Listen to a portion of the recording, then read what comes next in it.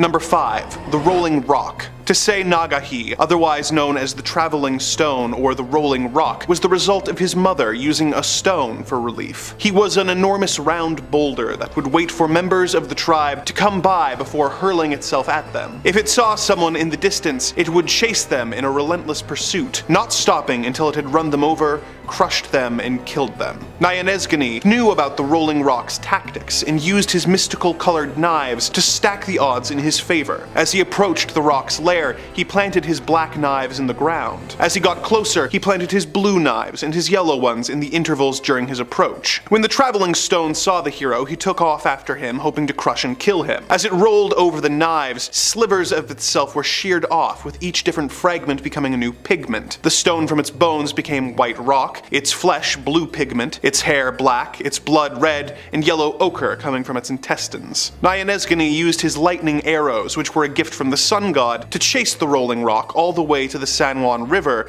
taking off pieces as he went, making the rock unrecognizable. The creature begged for mercy and promised to remain in the rivers where it would keep the mountain springs open so that the Dene could have fresh water. Nyanesgani agreed, and the stone took on the form of an otter with buffalo horns, known as the Water Monster, who was a well-loved and friendly creature from that point on. Number 4. The Evil Eyes. The B'nai Ahani were the result of their mother's unnatural practice with a cactus, which may be the scariest thing on this entire list. They were limbless, round creatures with a tapering end who stayed in the location where they were abandoned by their terrified mother. You know, because of the lack of limbs. They had depressions in their heads that looked like eyes, but they were the definition of if looks could kill, as they could shoot lightning out of them to shock and kill their prey. They used Magpie as their spy, and together the two creatures had offspring of a similar make and disposition. Nyanesgani prepared for battle with the B'nai by bringing his armor and a large bag of salt. He found the twins and their offspring and was attacked. They tried to hit him with their lightning, but the hero's armor deflected it. He threw the salt in a fire, and the resulting sparks blinded the creatures, allowing him to attack. In some versions he killed the creatures, and in others he transformed them into cacti, but he spared 2 of the children. He decided to make them useful to his people, and turned one into a screech owl, whose job it was to warn the Dene of future events and imminent dangers. He transformed the other into a whippoorwill, in order to make things more beautiful and the earth more happy. Number 3. The Kicking Monster. When Set Ahatsitali was born, his mother was so disgusted with him that she took him to a cliff, where she put him in a hole which she covered with a stone. But he escaped and survived on the cliffside. He had no head, having only a long pointed end where it should have been. It had long, powerful legs and long hair that grew into the rock, anchoring him to the cliffside. He had several monstrous children of his own, who would wait at the bottom of the cliff to be fed.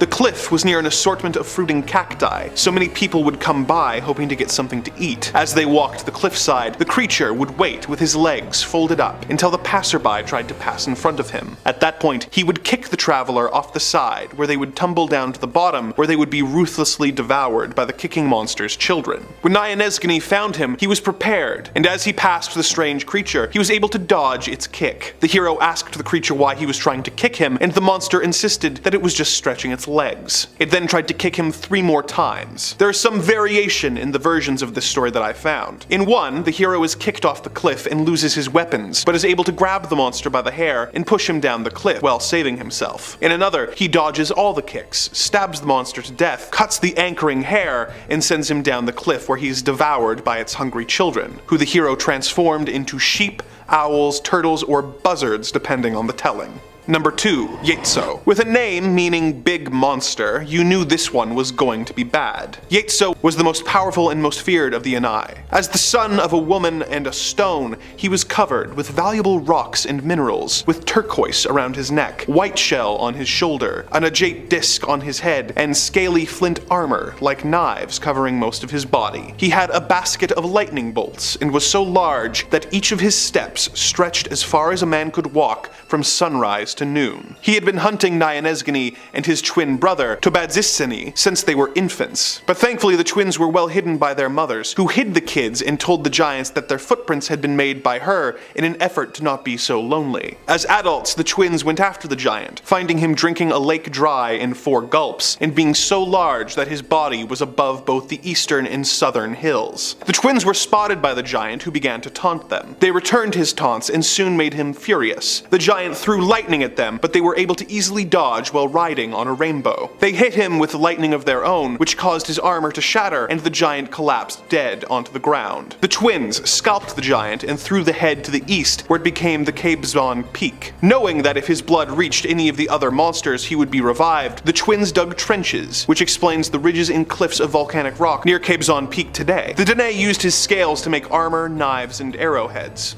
Number 1. Skinwalkers. Moving away from the Dene, we have the most infamous of the Dene legends, the Skinwalker. Legend says that they are Dene medicine men and women who became corrupted by their power, and have developed the ability to shapeshift into the form of an animal. They take the form of monstrous bears, wolves, and coyotes, among other predators. They are almost impossible to kill, save for with a white ash-covered bullet. In order to become a Skinwalker, one must be inducted by a secret society, with the initiation being the committing of an extremely evil deed, such as killing a sibling or other family member. Upon completion, they are granted their transformation powers and wear the skins of the animals they transform into, hence the name. Sometimes they are also described as wearing animal skulls or antlers on their heads. This is why the Dene consider it taboo to wear the pelts of predatory animals. Other powers include the ability to possess and control people. They are known to engage in acts such as grave robbing and cannibalism, just to name some of the more tame acts. This creature has transcended indigenous folklore and has managed to make its way into the mainstream lexicon, having appeared in novels by Stephen King, episodes of The X-Files, and several episodes of the television program Supernatural. Although many creatures from folklore across the world are capable of indescribable destruction, few are as disturbing or interesting as the creatures featured in the legends of the Dene tribe. Number 5. Draugr.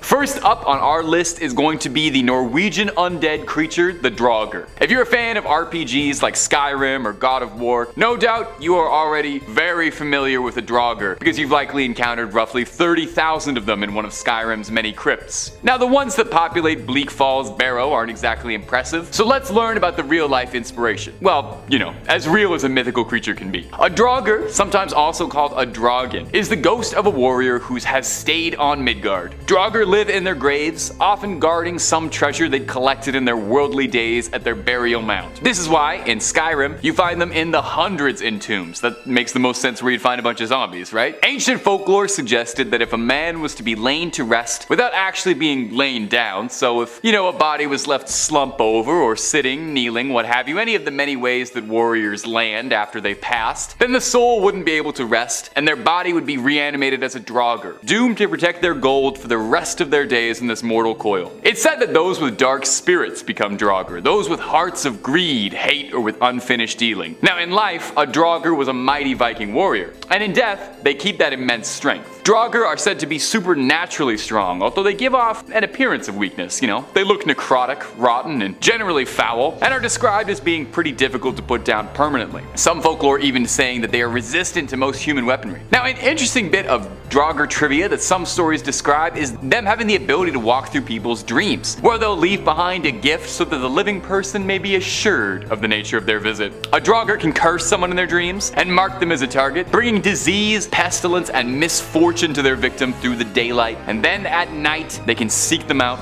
and strike. Now, the best way to stop a Draugr is before they even rise altogether. In some cultures, the dead were buried with their toes tied together, or needles driven through the soles of their feet in order to prevent them from walking. The dead were carried feet first into their mausoleums, then bricked up behind a giant door. It was thought that the dead would only be able to leave the way they had came, and if they were carried feet first, they wouldn't see where they were going. And if you want to see more videos about cryptids, monsters, mythical creatures, real scares, well, we've got all of that and then some on Top 5 Scary. Click through, subscribe, and stay scared all night long. Number 4. Rougarou. A rougarou is a creature of French folklore, and it's sort of like a more Cajun answer to the werewolf. The name stems from the French word for werewolf, loup-garou, that over the years has shifted into rougarou as one word when being told and retold to generations in Louisiana and across New Orleans, and some parts of French Canada too. We got a Quebecois werewolf. I didn't know about that, and that was very exciting for me. This creature, for the most part, is very similar to a werewolf. It's a giant man-wolf hybrid. The key difference between a werewolf and the rougarou, though, is agency. While a werewolf tradition traditionally is depicted as being powerless and at odds with their curse, often transforming, at the worst possible time. It's always right before a big date or dance or something. A rougarou has way more control. It keeps its human intelligence, its consciousness, and its faculties about it, even while it's changing into a monstrous wolf form, presenting the most dangerous elements of man and wolf. Throughout the 16th century, it was thought that the monstrous rougarou was responsible for just about everything that could go wrong in a village. Missing livestock, robberies, people missing, all the work of troublesome French werewolves. So, like I said, it resembles one pretty closely. Ferocious claws, giant teeth, bipedal wolfman, although it can conceal itself as just a regular looking human, so you never know who you can trust. Just keep an eye out for anybody munching on dog treats at lunch. In Cajun legends, the creature is said to dwell in the swamps and the backwoods. There are several variants and local legends for where the rougarou stems from. Sometimes, the legend states that it was someone who was cursed, either by voodoo or witches, and cursed to have a lust for human blood. Another really interesting variation I found of a rougarou's origins is that they are born out of those who break the rules of Lent, coinciding with old legends being told to get Cajun children to behave. If you make a promise to give something up for Lent and you break your promise, it's said a rougarou will sneak into your house while you sleep and drag you by the toes into the murky swamps, never to be seen again. The workaround? Just don't make any promises for anything, ever. Don't ever try to improve yourself. Number 3.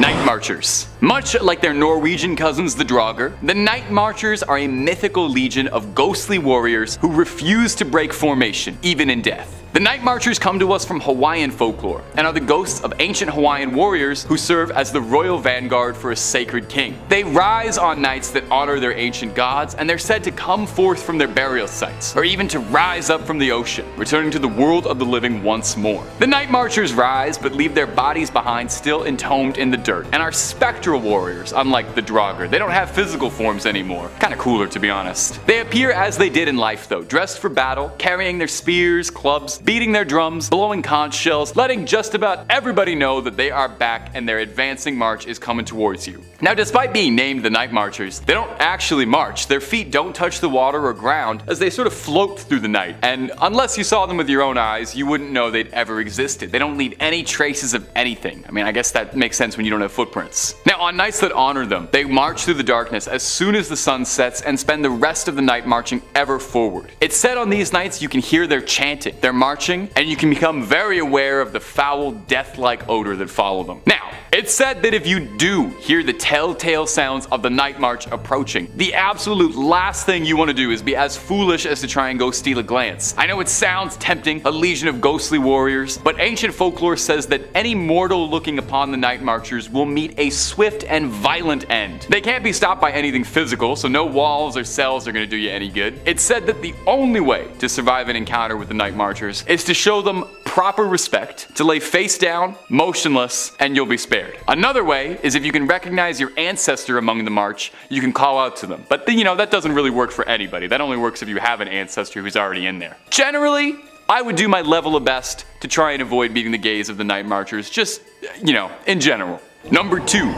Ushi Oni. Coming up next on the list is going to be a demon from the land of the rising sun, the Ushi Oni. An Ushi Oni is a demon taking the form of an ox, and its name literally translates to ox demon. I love when they're literal like that. The Ushi Oni is depicted many different ways, but one trait that's common across all versions and depictions of the creature is that it's bearing the head of an ox with a body of something wretched that it should not have. Sometimes it's got a horrible, spider body, and it's got all these long, elongated legs. Sometimes it's got a scary mammalian predator body, like a cat. Sometimes it's even got the body of a human, but the head of an ox, like a Japanese answer to a minotaur. Case in point, always has an ox head, something scary down below. Consistent across all mythologies of the Ushi Oni though is that they are absolutely remorseless, brutal demons who love to inflict pain and love to hurt humans. Not really my scene, but to each their own. They're exceedingly cruel. They love to ravage towns, attack lone villagers, spread plague and pestilence wherever they go, and the Ushi Oni have even been known to take the last piece of pizza out of the box and they still leave the box in the fridge and don't tell anybody else. Absolute terrible creatures. Their favorite prey, you could probably guess guess, is humans, which they guzzle down as a little snack whenever they can find one. Their breath is noxious and is said to be toxic to people, so best of luck even dueling one of these things. Not only is it a powerhouse with awful teeth, but they vomit poisonous gas, so I'm gonna be honest, your odds, they're just not looking good. The only comfort is that, well, first of all, they're mythical, and they're only said to live along the mountains, rocky coasts, and beaches of western Japan, so as long as you're avoiding those areas, you and the Ushi-Oni shouldn't be crossing paths. And finally, number 1, Minangle. Closing off our list of horrifying mythical creatures that would give Lucifer a clutch for his pitchfork is gonna be the demon vampire spirit of the Philippines, the Minangle. And let me know down below in the comments if I'm pronouncing that right. My Tagalog needs a bit of work. Not settling for just being terrifying enough as a blood-sucking spirit of the night, the Minangle takes the myth of a vampire and cranks it up to like 11. It sounds way more like something out of one of the new Doom games than it does folklore. The Minangle is a humanoid creature, and it's a scary, hideous, monstrous thing with giant leathery bat wings, which lets it fly through the night, swooping down and stealing prey before anyone can do anything about it. We haven't even started talking about the Minangle's namesake and its best gimmick. The name comes from the Tagalog word tangle, again let me know if I'm pronouncing that right, which means to remove or to separate, with its name translating kind of literally to one who separates itself. The reason for this is because the Minangle can split its top half from its bottom half, taking to the skies as a disembodied torso with horrid bat wings flapping around, causing all kinds of terror. I can't imagine anything quite as horrifying as like just a torso with wings and like it's, I don't know, like guts and entrails free flowing flying around in there. I don't know if it seals itself off or if there's a ton of spill every time it does this. Much like traditional vampires, a Minangle is said to be thwarted by garlic. Sprinkling a little crushed garlic like Salt Bae style on top of a disembodied torso is enough to get rid of it, so keep a few cloves in your pockets. It's said it prefers to prey on sleeping targets, and I gotta say, no honor in doing that, and it seeks out newlyweds or couples in love. Very good news to me, which means I'm probably safe forever as a guy who eats a lot of garlic, doesn't sleep much, and keeps to myself sometimes. Number 5, Azazel. Azazel is a pretty powerful demon of lore. He's the father of possession, and in certain texts is said to be the first demon to ever perfect the power. He started as an angel, alongside Lucifer, depicted as a handsome, statuesque hunk of a man with a pair of feathery wings. But when Lucifer and his cronies fell down to hell and Azazel with, he was corrupted by the legions of hell, and is depicted in Christian and Jewish texts as a demonic, hideous figure. Back while he still bunked in heaven, Azazel had a bit of a rebellious streak. When God created man, Azazel was not particularly impressed by this work, instead stating, "Why should God create a human being who will shed blood and confusion while the angels prostrate before him and sing his glory day and night?" And I hate to say it, but he is a little bit right. Humans shedding blood and confusion is undoubtedly one of our biggest design flaws. I get where he's coming from on that point entirely. He never sheds any blood. So obviously, since Azazel was kind of calling out the boss directly on his creation, he was cast out of the kingdom of heaven down to earth alongside several other angels. This didn't really humble him though, it just made him a lot angrier, as then Azazel raised an army of fallen angels who bred with the humans to produce monstrous beings called the Nephilim, twisted giants. He spread evil and corruption throughout the land, teaching man the art of weapon making, and apparently, if legends are to be believed, he also taught women how to deceive by making cosmetics. So if you want to blame someone for the high prices at Sephora, it's Azazel apparently. Azazel the fallen angel. Azazel is very prominent in Jewish texts primarily, where he was considered a very serious force of evil. Early Semitic tribes have been said to make sacrifices to Azazel when they made sacrifices to Yahweh at the same time. To make a sacrifice to Azazel, they would drive a goat into the desert or push it into a deep ravine. Now this wasn't actually supposed to honor him or appeal him, rather it symbolized people sending their sins back to the original sort, and this goat was sort of a scapegoat for that sort of thing, and that's where we get the term. There you go, you learned something today. And if you'd like to learn way more things, or if you just want to be entertained, Top 5 Scary is the place to be, my friends. We've got videos on demons, ghosts, goblins, aliens, cryptids, and anything scary you can name.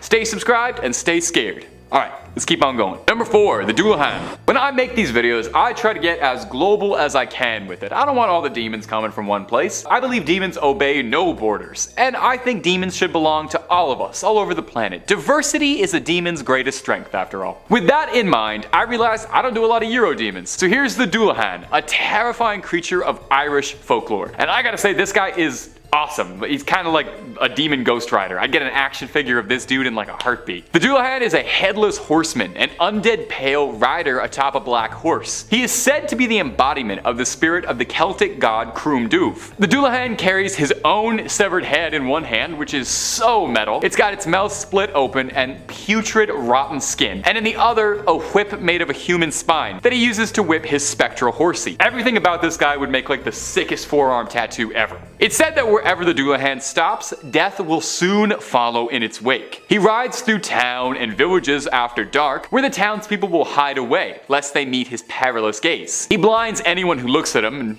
I get it. Hey, some days I don't want to be perceived at all either. Totally get where you're coming from here. Unfortunately, I have a job where I'm on camera. He has the ability to speak only once per journey of his, and he chooses his words incredibly carefully, so he'll never stop through the drive-thru no matter how much you bug him to and scream in the back seat. When it calls out a person's name, whoever's name it spoke will perish instantly. There's really not any room for interpretation or discussion here. The Dullahan rides up, says your name from his spooky little severed head, and that's kind of it for you. You're done. You're done in like a doornail. Sorry. Number 3, Lamashtu. Coming up next on this list is going to be Lamashtu. Lamashtu? I don't know. I've never heard it said. I've only read it. Lamashtu is an ancient demon of Sumerian and Mesopotamian lore, manifesting as a horrid hybrid of a hairy animalistic body, a lioness's head, donkey's teeth specifically, and razor-sharp talons. There is a lot going on there. I understand if you need a minute to try and piece all that together in your head to visualize this creature, but I'm sure we've got a beautiful photo for us right behind me. If that lovely description of her physical traits wasn't enough to convince you of just how disgusting Lamashtu is, let me describe some of her habits and hobbies. She's renowned for her hellish torment, and she just loves to harass pregnant women. This is a demon that cannot get enough of bothering pregnant women. Hopefully so she can steal their babies and then eat their bones and drink their blood. That's gotta be like, you know, some of the most evil things you can possibly do. So I feel like that's definitely qualifications enough to earn this baddie on the list of the top 5 demonic creatures scarier than the devil. Now, she's known to wipe out crops, contaminate water, she spreads plague, pestilence, famine, death, and I'm sure if she could, she would spread war too, just to round out all the horsemen. It's said too that she is also capable of possession, and once she's inside you, you'll experience terrifying nightmares every single night and come down with a grave illness.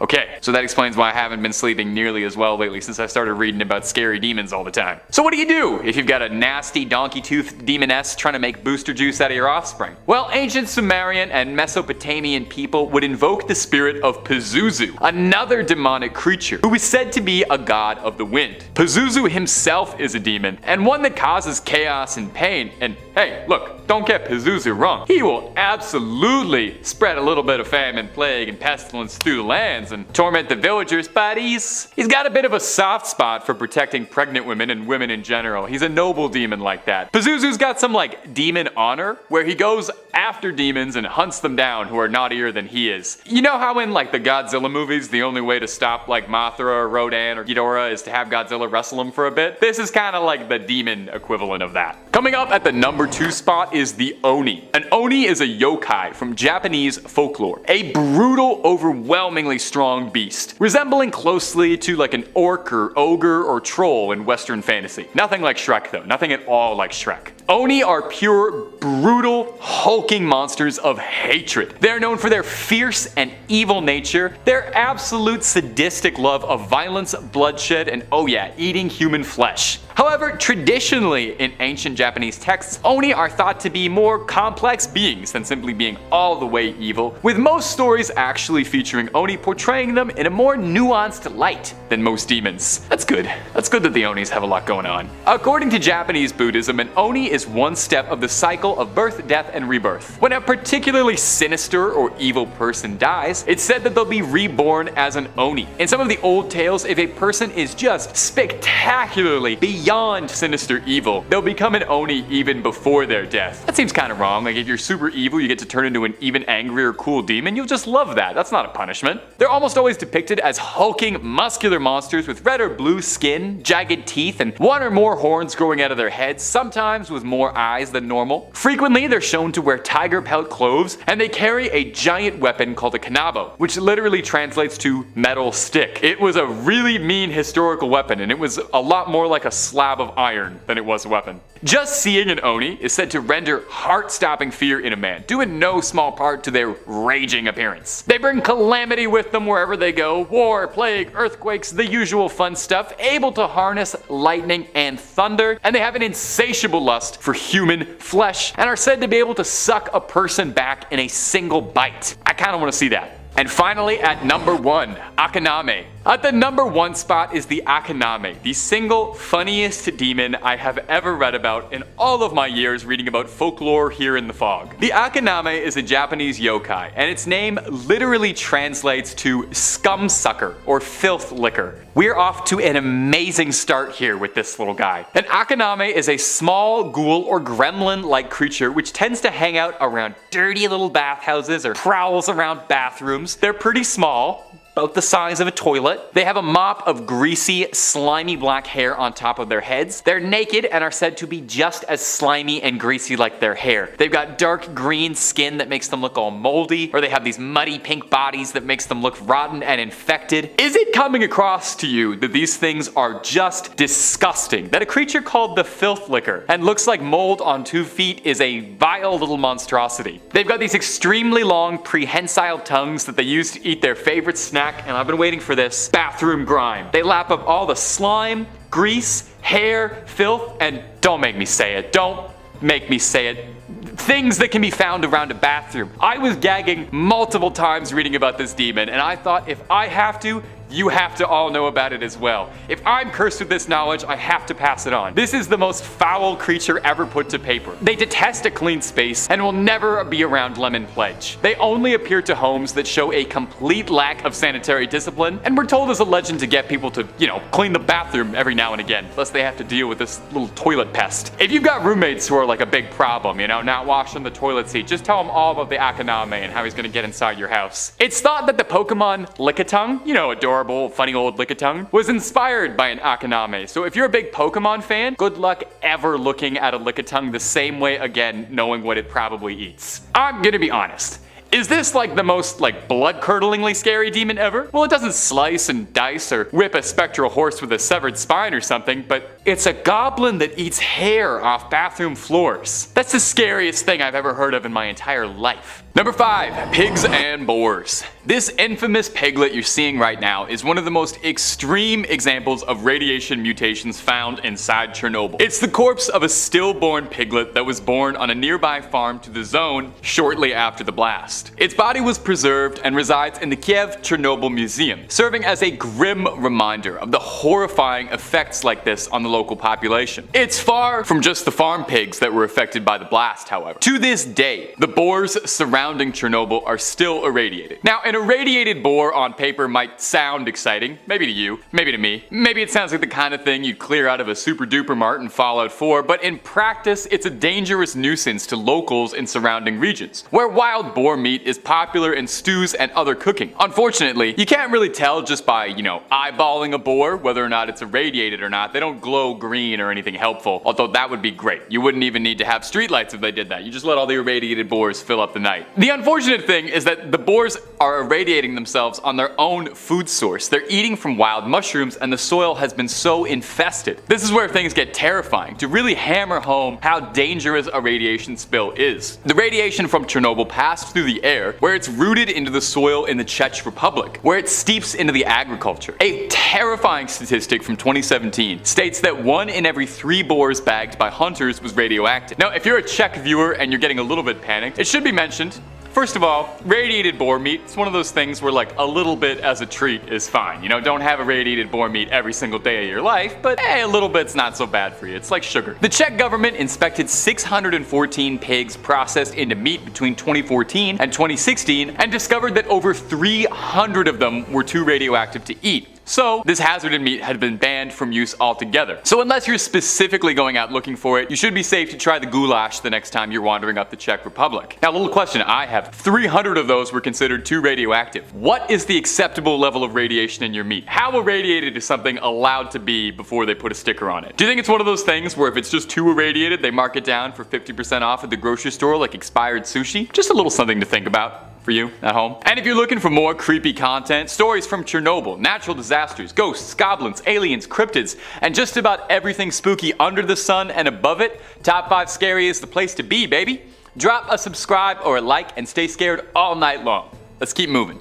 Number 4. Mutant calves. Surrounding the areas of Chernobyl was a lot of rich, tillable soil, bountiful and just asking to be plowed. This meant one of the more common trades around the zone was farming, and meant there was a significant amount of livestock populating Chernobyl. When the radiation first burst, many people evacuating from the zone saw their livelihoods being taken from them, and decided to take their cows with them as they left. That's fair, I wouldn't leave the cows behind either, you don't want them turning into Brahmin. While this generation of refugee cows seemed okay, it was when the next generation of baby cows were born that dark problems began to arise. Farmers were noticing that they had an absurdly high rate of defected, malformed, and mutated baby calves being born. Now, sometimes the mutations would be fairly simple defects like a missing eye, or sometimes they'd be extreme, like the internal organs being all messed up, all the way to outwardly horrifying, looking like something out of a David Cronenberg flick, with cows being born with their spines twisted around, their heads contorted, or born with extra limbs or not the right amount of limbs. Basically no good answer. Luckily, or tragically, depending on your view of things, very few of these mutant calves ever lived for more than a few hours. Basically just enough time to get into the world, see the horrors that they were brought into, and check out. Nature is very impressive, but if you get born with all of your organs on the outside,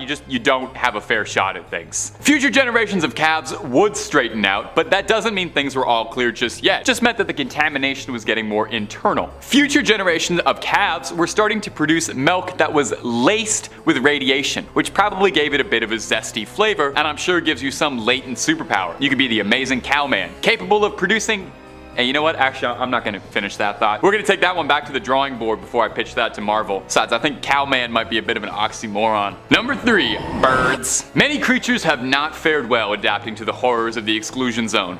Creatures like bees, butterflies, grasshoppers, and dragonflies all died off in record numbers. Most likely because animals like these all lay their eggs in soil, which has unfortunately been completely poisoned by radioactivity. Now, among the many creatures affected by the blast, but still living in the zone, are some small species of birds that soar the skies around Pripyat, able to lay their eggs away from the toxicity of the ground. Now, although most species of birds have either died off or fled the area, there are some that still inhabit the areas around the exclusion zone. One of the most common birds affected by the radiation is the barn swallow. It's a beautiful little bird, but it's been changed a lot. It's unknown if these birds have been mutated by radiation, or if they're naturally trying to adapt and evolving in a way that doesn't quite make sense. Scientists and researchers don't know too if they're ever going to see this specific control group of birds reverting back to the way they'd been before. A study of barn swallows ranging all the way from 1991 to 2006, so that is a lot of barn swallows, have shown that birds living in the zone are significantly more abnormal than birds outside of it. They range from aesthetic differences, like, an albino barn swallow, or they've got the wrong color feather here and there and it just makes them seem a little bit more unique. And then there's some of the more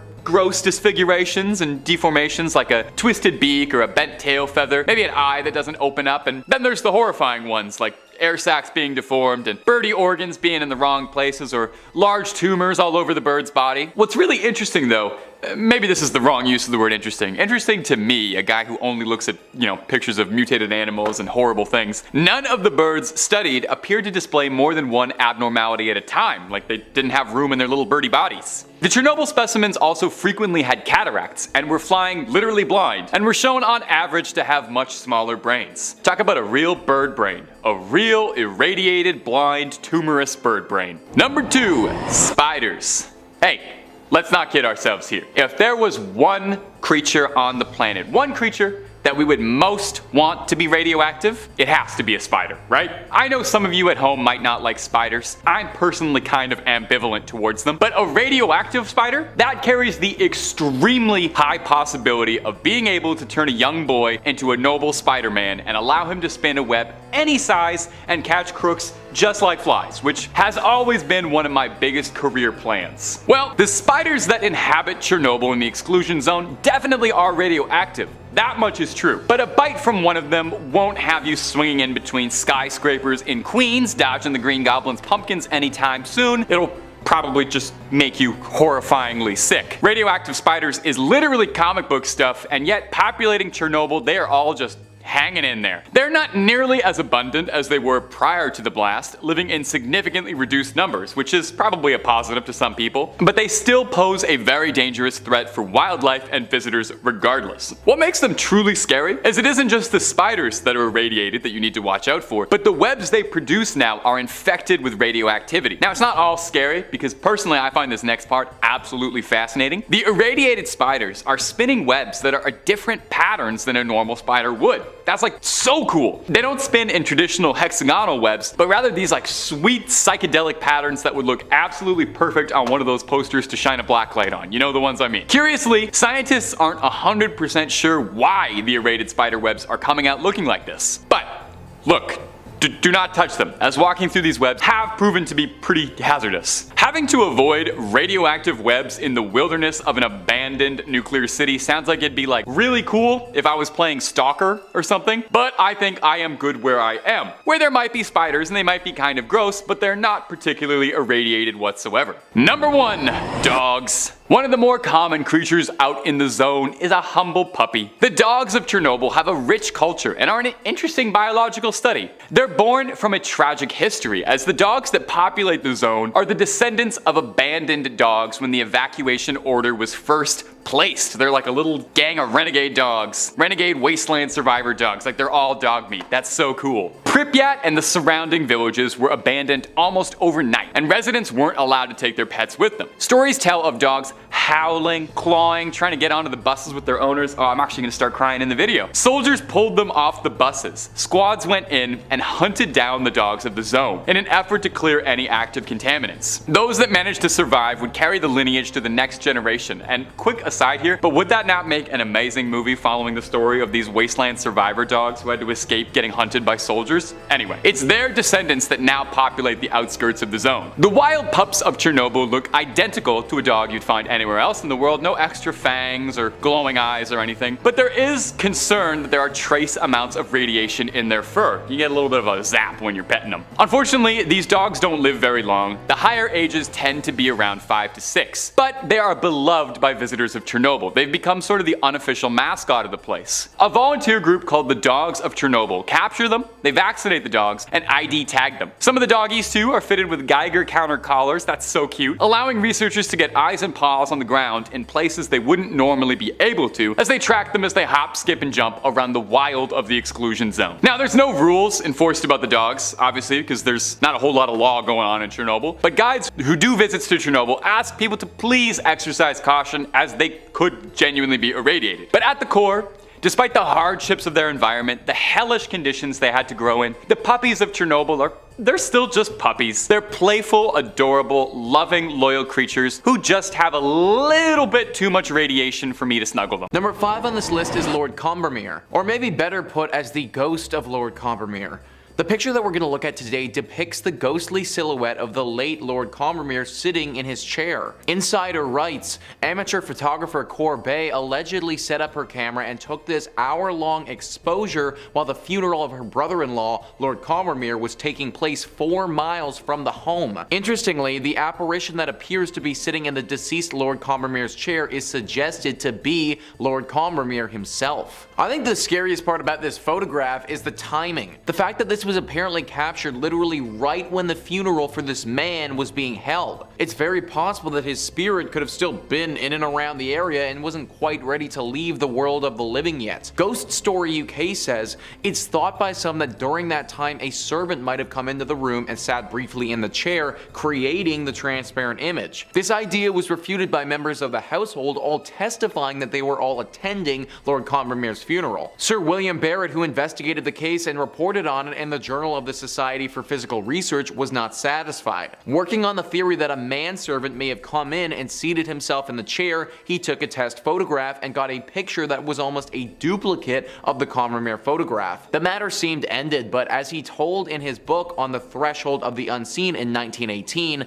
sometime later he received a letter from Lord Combermere's daughter-in-law about the photograph. She said that the face was always too indistinct to be quite convincing to me, though some of his children had had no doubt at all of the identity. I may add, none of the manservants in the house closely resembled the figure and were all young men who were all attending the funeral. No one resembled him, and everyone was out of the house when this photo was taken. For years, the church and others have tried to explain this photograph, but they just simply can't. Maybe it was the ghost of Lord Combermere, or maybe it was a demon playing a trick on all of us. We may never know. Number 4 on this list is Freddie Jackson. In this photo, we're going to be looking at Sir Victor Goddard's Royal Air Force Squadron. This picture was taken in 1919 after World War I and showed a bunch of young strapping pilots. What's wild about this though is the unexpected visitor that we have in the back row. If we zoom into the top row and look at the man fourth from the left, we can see something over his right shoulder. An apparition of sorts that resembles a human face. After people started taking note of this and examined it, those who had worked with the squadron identified that face as Freddie Jackson. Freddie Jackson was a mechanic with this squadron for a while, but the crazy part is that he had died in a propeller accident several days earlier. Similarly to Lord Combermere, the day that this picture was taken was the day of his funeral. Maybe his ghost showed up because he was pissed all his friends were taking pictures and not paying their respects. But seriously though, how on earth do you explain a photo like that with tons of other people in it? It's impossible for it to have been staged, and it's clear that there's something there. Hopefully Freddie was able to find peace after his impromptu photo bomb. Number 3 on this list is the couple's demon. William Hope was a paranormal investigator who lived from 1863 to 1933. During that time, he was responsible for capturing a wide array of spiritual photographs which showcase ghosts and demons. Now, after evaluating some of his work, I think it's fair to assume that some of it is doctored. I'm not sure how one man would have been able to capture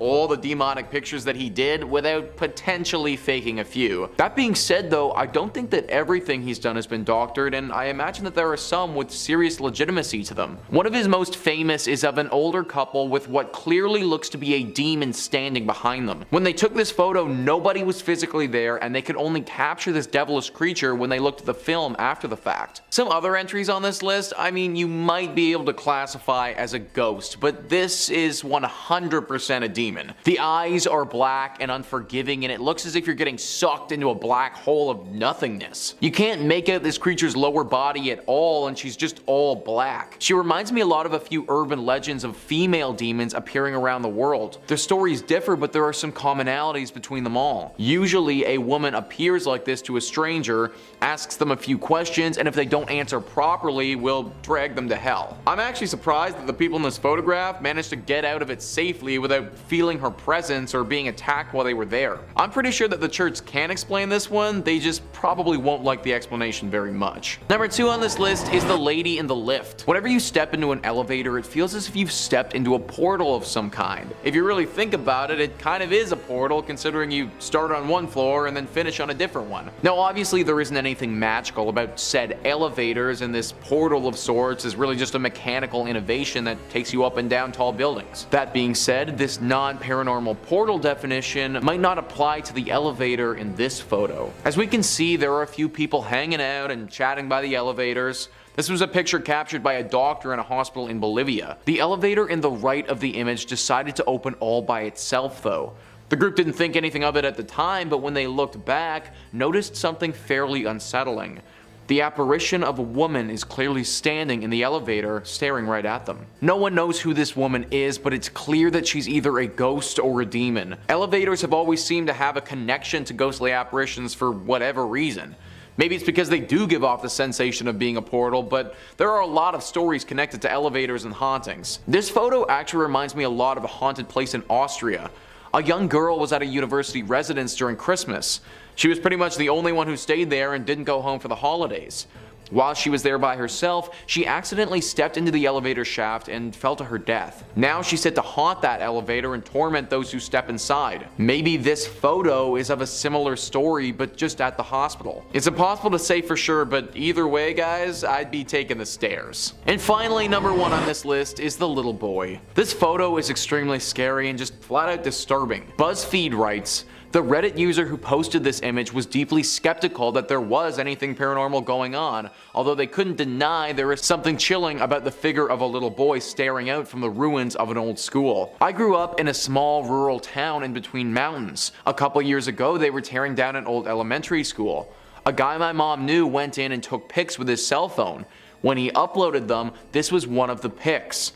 I don't believe in stuff like this at all. I just really don't know how to explain it since it was a cell phone pic, and I'm pretty sure that no one in my podunk hometown knows how to make fake pics. So maybe he doesn't know how, but I know how to explain it. You're in the ruins of an old school, and those ruins are haunted by the demon of a young boy. Sometimes the simplest answers are the right ones, and this to me looks like an example of that. This little dude 100% looks possessed, and you can't even really make out his legs. Nor can you actually see his arms either, for that matter. Kind of difficult to make up a logical explanation for a kid with no arms and no legs floating in the middle of an abandoned school. Also, side note, but can you imagine being the one to take this picture? Like, you turn a corner and you see that dude, and your first thought is, I'm gonna pull out my phone and take a picture of this kid. Like, if that's me, I am straight up running out of that thing and we're burning that building hot. Number 5 on this list is the farm demon. Most of the time we look at these photos and they're typically pretty old, captured 100 years ago and often chalked up as being a double exposure error or something like that. I don't think that can be said for the farm demon though. Stephen Wagner writes, this amazing photo was taken by photographer and graphic designer Neil Sandbach in 2008. Neil was photographing some scenic shots at a farm in England as part of a project for wedding stationery. The couple planned to have their wedding ceremony held there later. Neil was astonished when he examined the digital photo on his computer. There, as if peeking around a corner at him, is a ghostly white, almost glowing figure of what looks like a child. Neil says he's quite sure that there was no one there at the time. There's further corroboration that this is a true ghost photo. Neil had shown the couple the anomalous photo, and before the wedding they asked the staff at the farm if they'd ever seen any spooky experiences there before. They didn't mention Neil's photo. Indeed, they admitted that the figure of a young boy dressed in white night clothes had been seen on several occasions around the barn. So it looks as if this barn is haunted by some type of demon child, and Neil just happened to get lucky enough and capture it on camera. I think what's really scary about this though is that they had no idea it was there while they were staying at the farm, meaning that this demon child would have been stalking Neil the whole time. And what's even crazier than that is that this couple literally continued with the wedding. Like, scenery and all that quaint stuff is important, but a demon child running around the grounds? That's definitely a no-go wedding spot for me. Number 4 on this list is the demon pilot. In 1987, Mrs. Sayer and some of her closest friends were visiting Fleet Air Arms Station at Yeovilton, Somerset in England. As is customary with places that have a bunch of airplanes, you gotta take a photo of you inside of one as if you're flying it. Mrs. Sayer hopped into a helicopter that had been out of commission for a while, and she got her friends to take a snap of her while she was in it. The picture that came out was not what Mrs. Sayer or any of her pals expected though. When they took a look at the photo a while later, they saw what is a very clear image of a pilot sitting next to her. Actually, claiming that it's a pilot is a bit of a stretch. In truth, it's just a figure with a white shirt on that looks like a man. What this thing's connection to Mrs. Sayer or to the helicopter is anyone's guess. Apparently, when that photo was being taken, even though Mrs. Sayer had a bright smile on her face, she wasn't feeling so hot. In fact, she was feeling rather scared and anxious. She had no idea why at the time, and it was a passing feeling that went away after a few minutes, but just an overwhelming feeling of anxiety while she was there. To this day, nobody knows what this apparition is, what it's doing there, or what could have caused it to appear. Number 3 on this list is the Pink Lady. In Greencastle, Indiana, there's a massive mansion called the O'Hara Mansion. The pictures in question are by a man named Guy Winters who was investigating said mansion several years ago. This mansion is abandoned and has been for some time, and the locals like to keep it that way. Apparently, they have believed for quite some time that some sort of demonic entity lives there and watches over the grounds. It's thought that trespassing on them could endanger your life. This didn't deter Guy Winters and his friend Terry, who wanted to find out for themselves if there really was some sort of evil presence here. They went into the mansion and stayed there for several days and nights with cameras documenting everything. What they found was the Pink Lady, a vaporous pink demon that Guy Winters was able to snap on photograph. Apparently, as is with most of this demon photography, Guy didn't actually see the apparition in real life, but it was only noticed after the picture was developed. This apparition definitely looks like something evil if you ask me. It almost looks like a demon witch, if that's even a thing, but certainly something that has the intention of possessing you or consuming your soul. unusual. This picture went along with a bunch of weird occurrences at this place too. Apparently the two boys were perpetually on edge and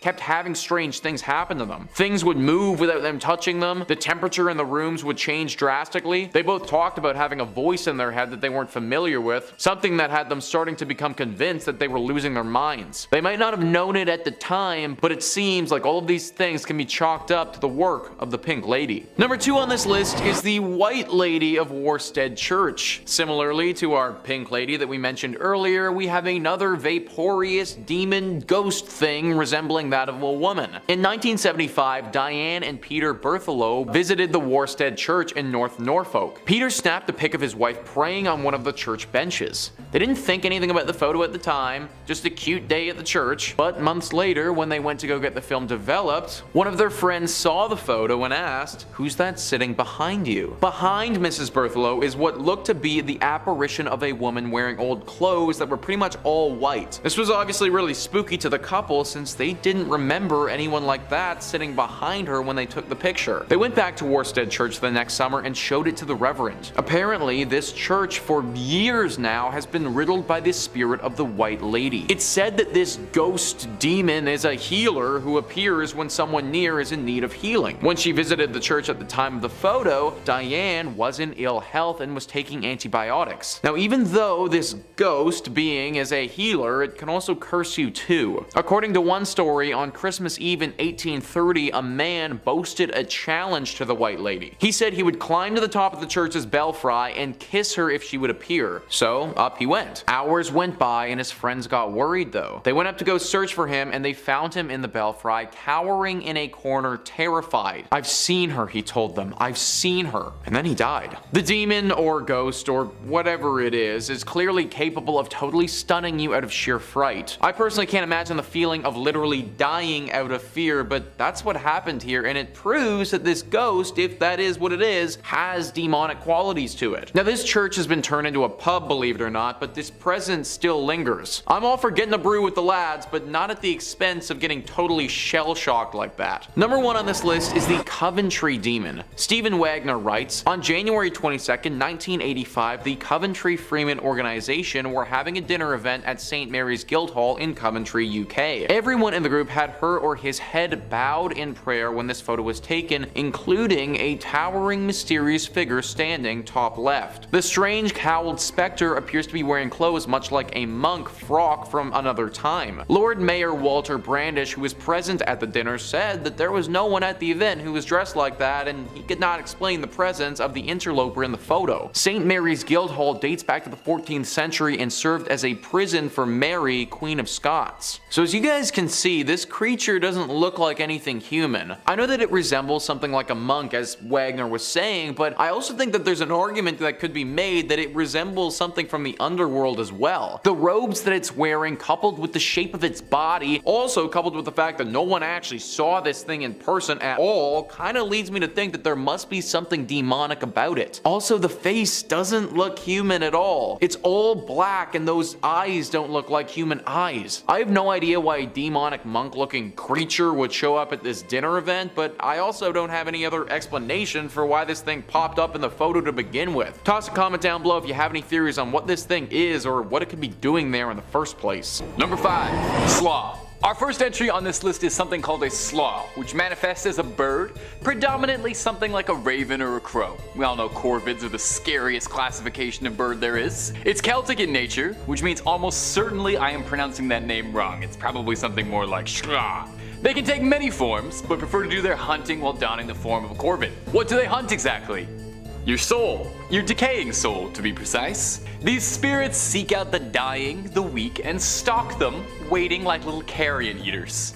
Not to worry, they also seek out the living too, waiting for the perfect time to strike. It's said that they seek out those who are experiencing heartbreak or intense emotional pain, so keep yourself in good spirits, I guess, lest you be attacked by the demon crows. The best way to avoid them, I can't believe this is what it said, but I looked it up, is to keep your windows and doors shut. Cause you know, they are birds. Stay inside and never say their name. Well, I probably should have read that part first, I guess. Sorry. Lore says that these demons were considered so evil and heinous that they were actually banned from hell. Imagine that. I did not even know that was a possibility. I thought hell was kind of where you kept all the most cruel spirits, but I didn't know you could be too hardcore for it. Love the image of Satan looking up at these birds and being like, "Get out! Scat, you!" These creatures come from ancient Irish folklore, where they were first thought to be dark spirits, or just plain old evil entities. But as the years went by, slowly the narrative shifted that these birds were the souls of sinners and damned cast out of hell. In the early 1900s, these creatures were sometimes attributed to mysterious deaths around Europe, predominantly Ireland and Scotland. It was said that when petty criminals and ne'er-do-wells would turn up dead inexplicably, it was the handiwork of these birds. These birds, I got scared to say their name. I don't want to mess with it. I'm just gonna keep calling them these birds. These birds wait until your last tender moments on this earth, and when your soul is at its weakest, they swoop in and swallow your soul. What happens to a soul consumed by them? Well, I'm glad you asked. You become part of the flock, doomed to fly with them for the rest of time, feeding on other lost souls. But if spending eternity flying with a bunch of haunted ravens doesn't sound like your deal, I don't blame you. Why not spend eternity with the top 5 scary gang, and click through on the videos and watch forever and ever. Or maybe just an hour here and there. Toss a subscribe too while you're at it. Number 4, Jikininki. If you're familiar with the story of the Wendigo, and no doubt if you're watching Top 5 Scary, you're familiar with the story of the Wendigo because I can't go 3 minutes without shouting about the Wendigo, this spirit is very similar. It's sort of the Japanese Buddhist answer to it. The Jikininki are people who in life were terribly greedy, selfish, and now in death find themselves cursed to forever want more, to never be satisfied, and to also nefariously seek out human bodies to eat to satisfy their dark cravings. Yeah, I'm just gonna slip that one under the door. They stalk in the nighttime, scavenging for freshly deceased bodies and food offerings that have been left out for the dead. It's said that they loot the corpses that they eat too, which I'm gonna be honest, seems remarkably rude. I can understand eating the flesh of a dead body. You know, you're an evil spirit, we all gotta do what we do. But I draw the line at looting. It's a whole other thing entirely to root through their pockets for spare change. Folklore suggests that they use the loot they scavenge off of their victims to bribe city officials to leave them alone to their dark dealings. I knew politicians were corrupt, but I didn't know they took bribes from ghosts. Jinkies, that's a whole new level. It's said that the Jikininki look like decomposing cadavers, with inhuman features like glowing eyes and sharp claws. Interestingly though, some local variants of the tale suggest that they're able to disguise their true nature. They only take this demonic form during the night when they're hunting, and during the daytime, they're able to blend in like any other regular human, perhaps to help them scope out their victims. Should you ever cross a Jikininki, their eyes will be able to give it away, as you'll see the red glow behind their eyes.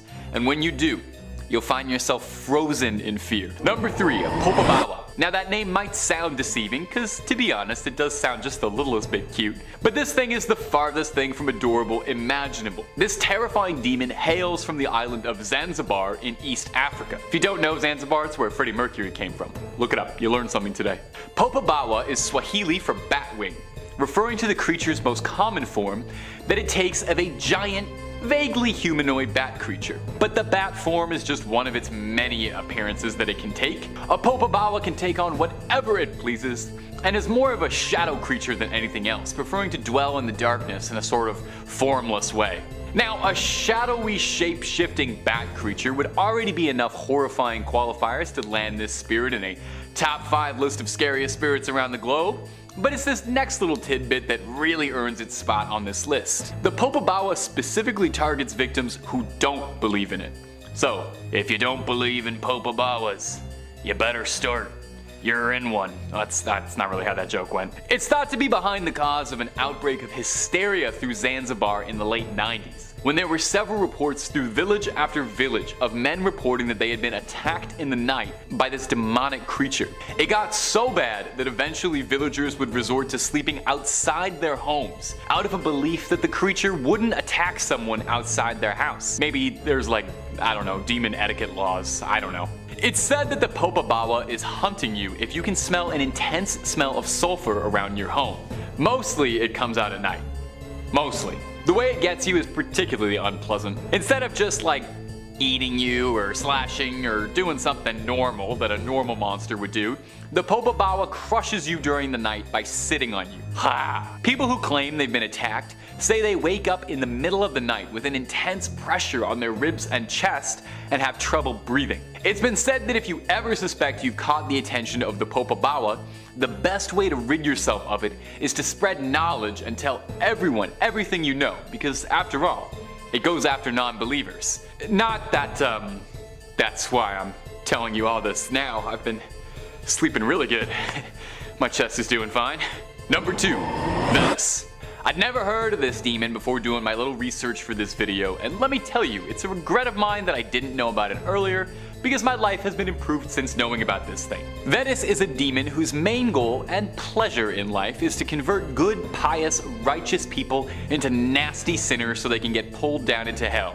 It's hard enough trying to live a life free of sin without demons also trying to trick me into damning my eternal soul. I already can't walk down the street without coveting 3 things in a window. Now I gotta deal with this? Luckily for me, Venus probably wouldn't be terribly interested in me, since swaying me with sin is remarkably easy. He goes after priests, members of the cloth, people of devout faith. It's like his job to take charge of the really tough cases to tempt towards sin. He's a master of deception, seduction, trickery, bribery, intimidation, and a whole lot of other nasty demon business that probably looks good on his Tinder profile. Where he gets kind of wild though is that apparently he only ever talked in rhyme, which was supposed to help him lull you into a sense of comfort that causes you to trust him and makes you more likely to sin. I don't know about rhyme making me sin. That's feels like what they said would happen if I listened to rap music. Besides his freestyling bars, Venus is a shape-shifting demon capable of taking whatever form he pleases, but he prefers to take forms that are wooden in nature, like a cursed tree or something, for example. He's also depicted as often having many limbs, growing outwards and fractal like a spider might. Most insidiously about all that Venus does is that he stares deeply into your soul and sees your deepest, darkest, most sinful desires, meaning he has definitely read my Frasier fanfiction. Venus then, with his conjuring and shape-shifting, makes your desire manifest in reality, where he can tempt you with sin up close and personal to see just how truly committed to the path of the righteous you are. And finally, coming in number 1 at the list is Moloch. Perhaps you've heard the name before.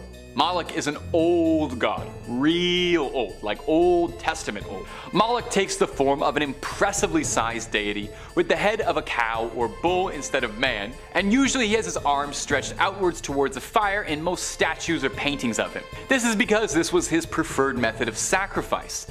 Whatever you were to offer him, usually human, were to be cast into the flames for Moloch's pleasure. He's thought to be a pagan fertility deity, mentioned across various religious texts and worshipped by the Canaanites. Moses forbade the Israelites to worship Moloch, as he was a false god. Moloch quite enjoyed sacrifices and being paid homage, and it's said that this was always to appease his wrath. In Paradise Lost, the epic poem that fleshed out much of what we know and think about hell, Moloch was described as being a fallen angel and one of Satan's greatest warriors.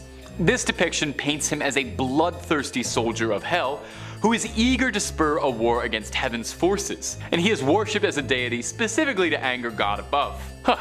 Sounds like he makes lovely company. Number 5, Pazuzu. Our first terrifying demon up on this list has made quite the career for himself in pop culture. He's picked up some small gigs here and there. He's serving as a sort of mascot of sorts for the real fake band Gorillaz, multiple cameos on Futurama, and won some acclaim for his star-studded role in The Exorcist, possessing Reagan and making us all afraid of pea soup. Although his real historical background is far more interesting than any of his pop culture appearances. Pazuzu has been around for a long time, first being recorded as a Babylonian demon wind god, who was always playing both sides so he'd come out on top. He was a god of wind, and it was thought that the wind ravaging, storms, and locusts were all byproducts of Pazuzu's rage.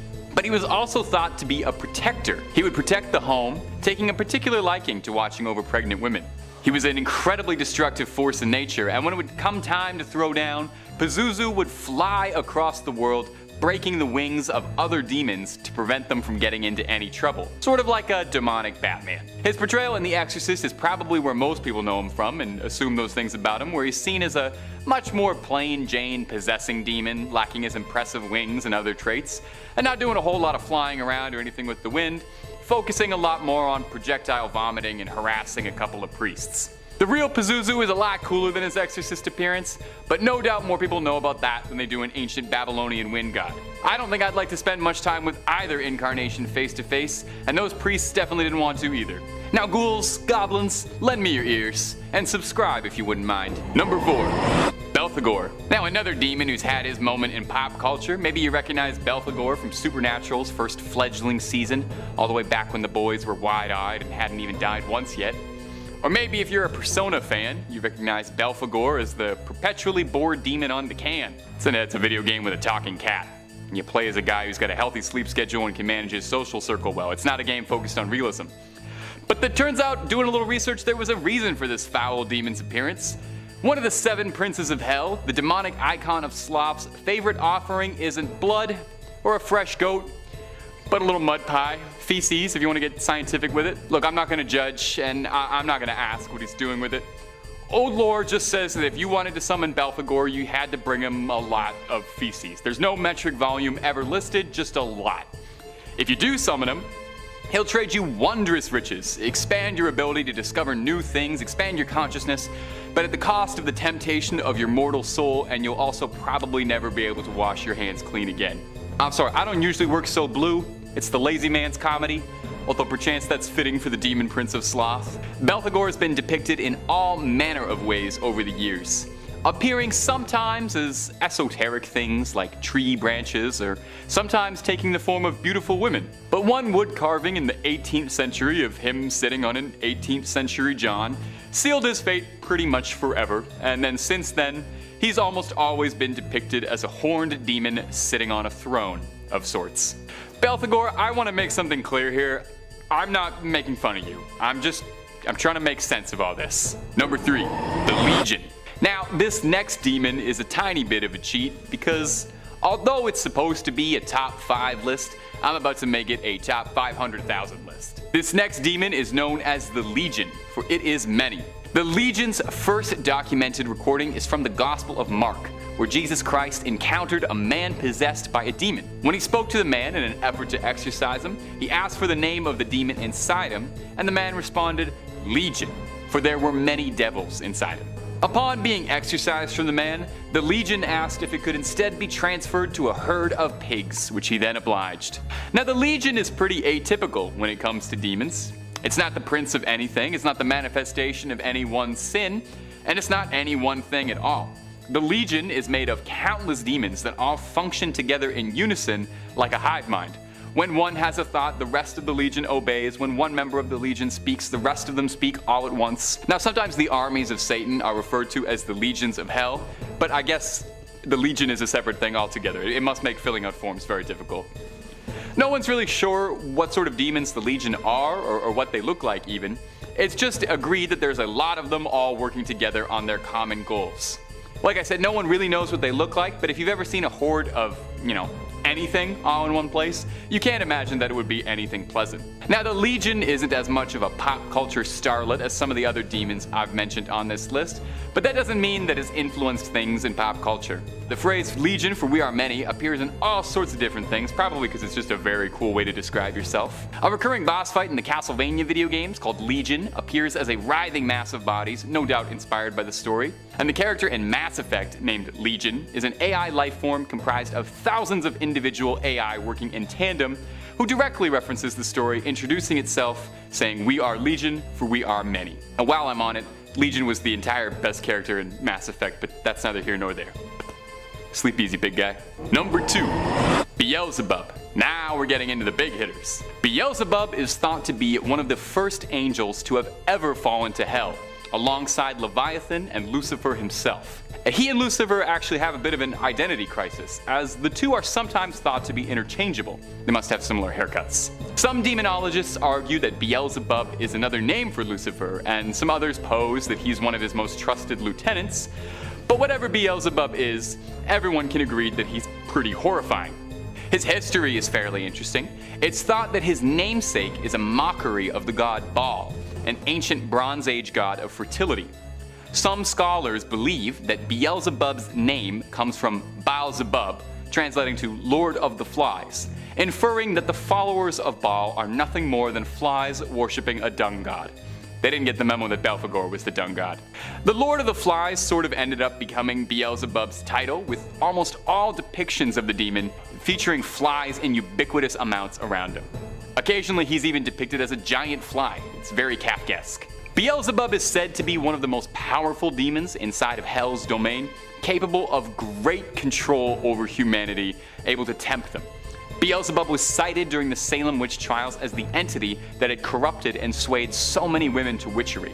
Now there's some discrepancy as to what sin Beelzebub is thought to preside over, with some offerings saying that he represents pride, some others saying that he represents gluttony, which I would say probably seems a little more fitting for a fly demon anyway, and he's most commonly associated with gluttony. Number 1, Asmodeus. Yeah, it probably would have made a lot of sense to have Lucifer as the number 1 spot on this list. I mean, he's the king of hell and all that.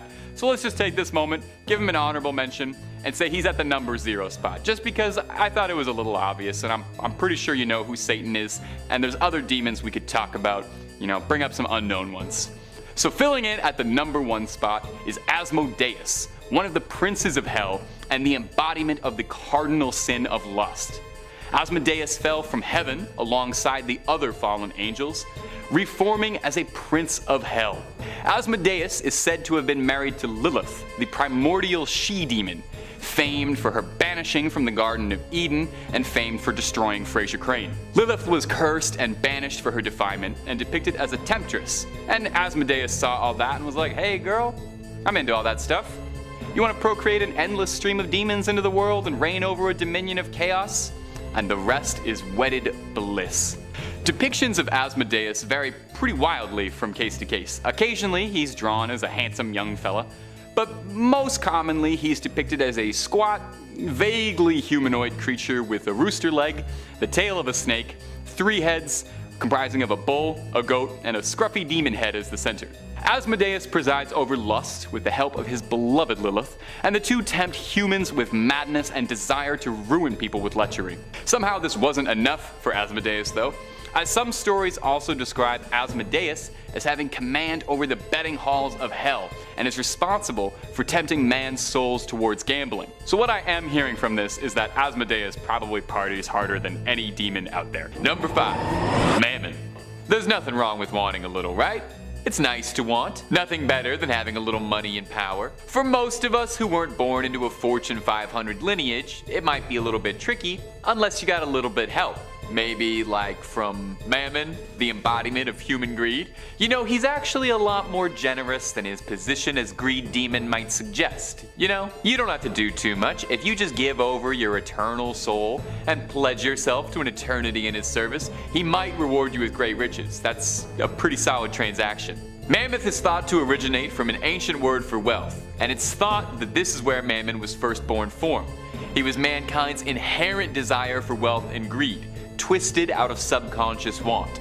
The Gospel of Luke and Matthew both directly quote this, saying, "You cannot serve both God and Mammon," meaning you can't have a pious life and also find yourself on a quest for massive wealth, and later taken literally to mean you can't serve one of the 7 princes of hell if you worship God. Mammon is greedy. Makes sense? He's real greedy.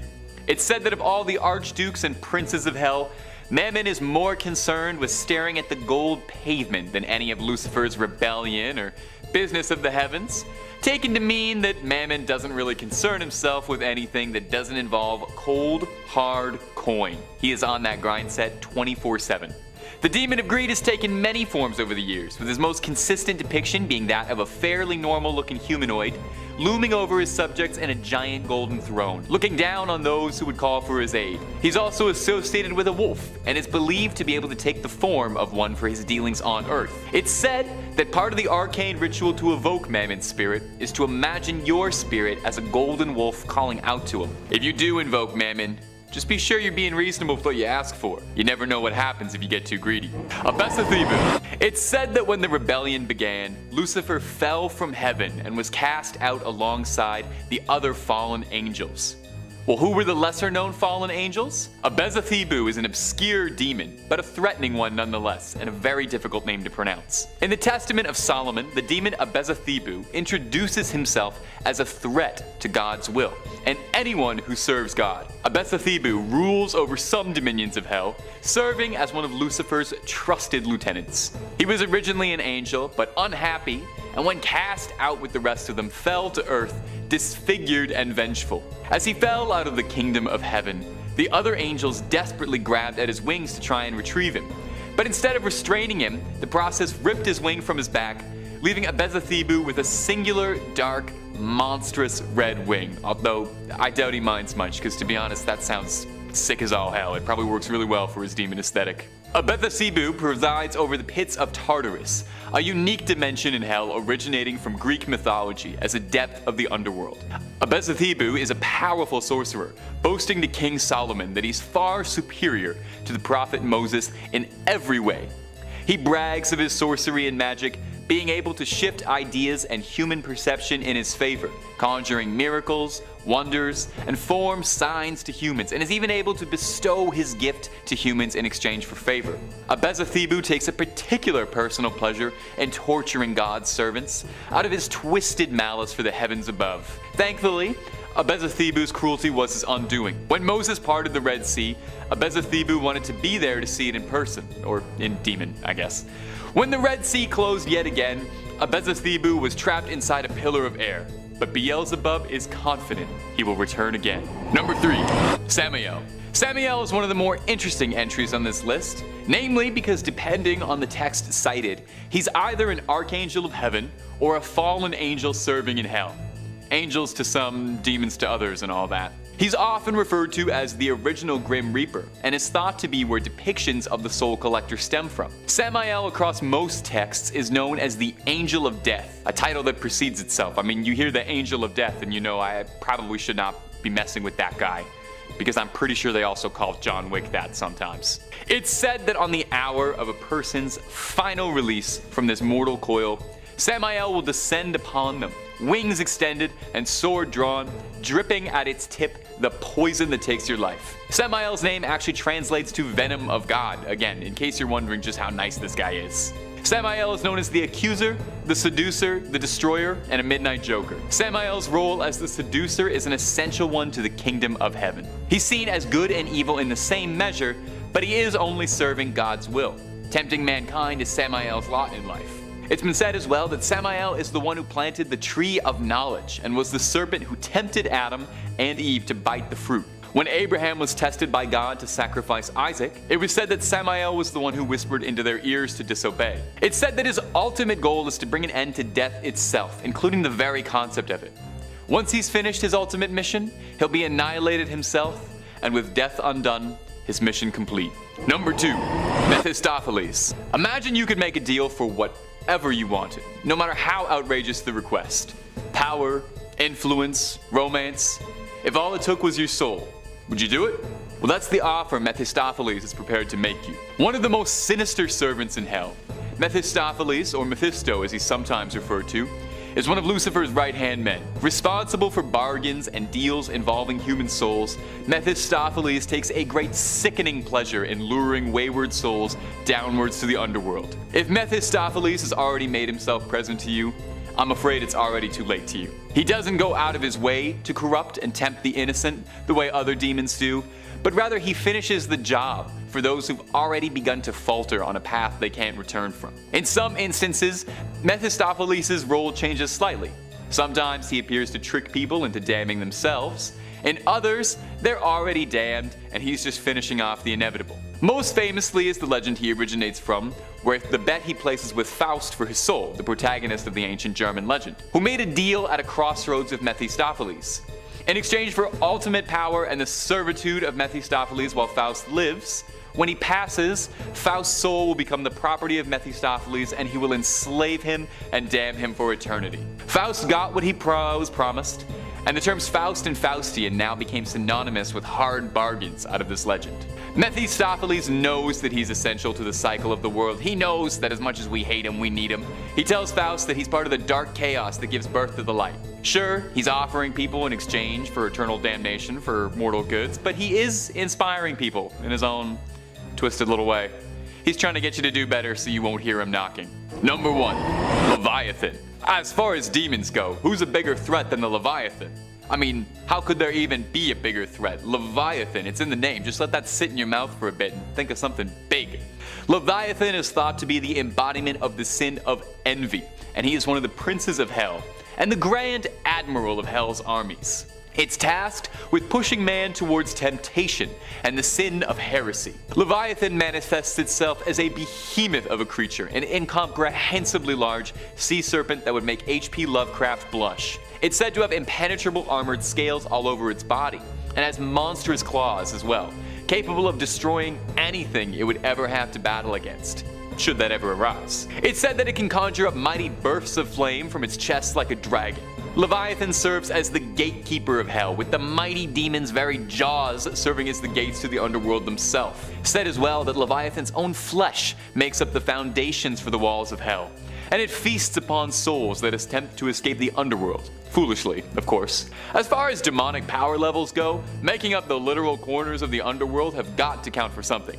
How many demons can claim to be so hardcore they practically are hell?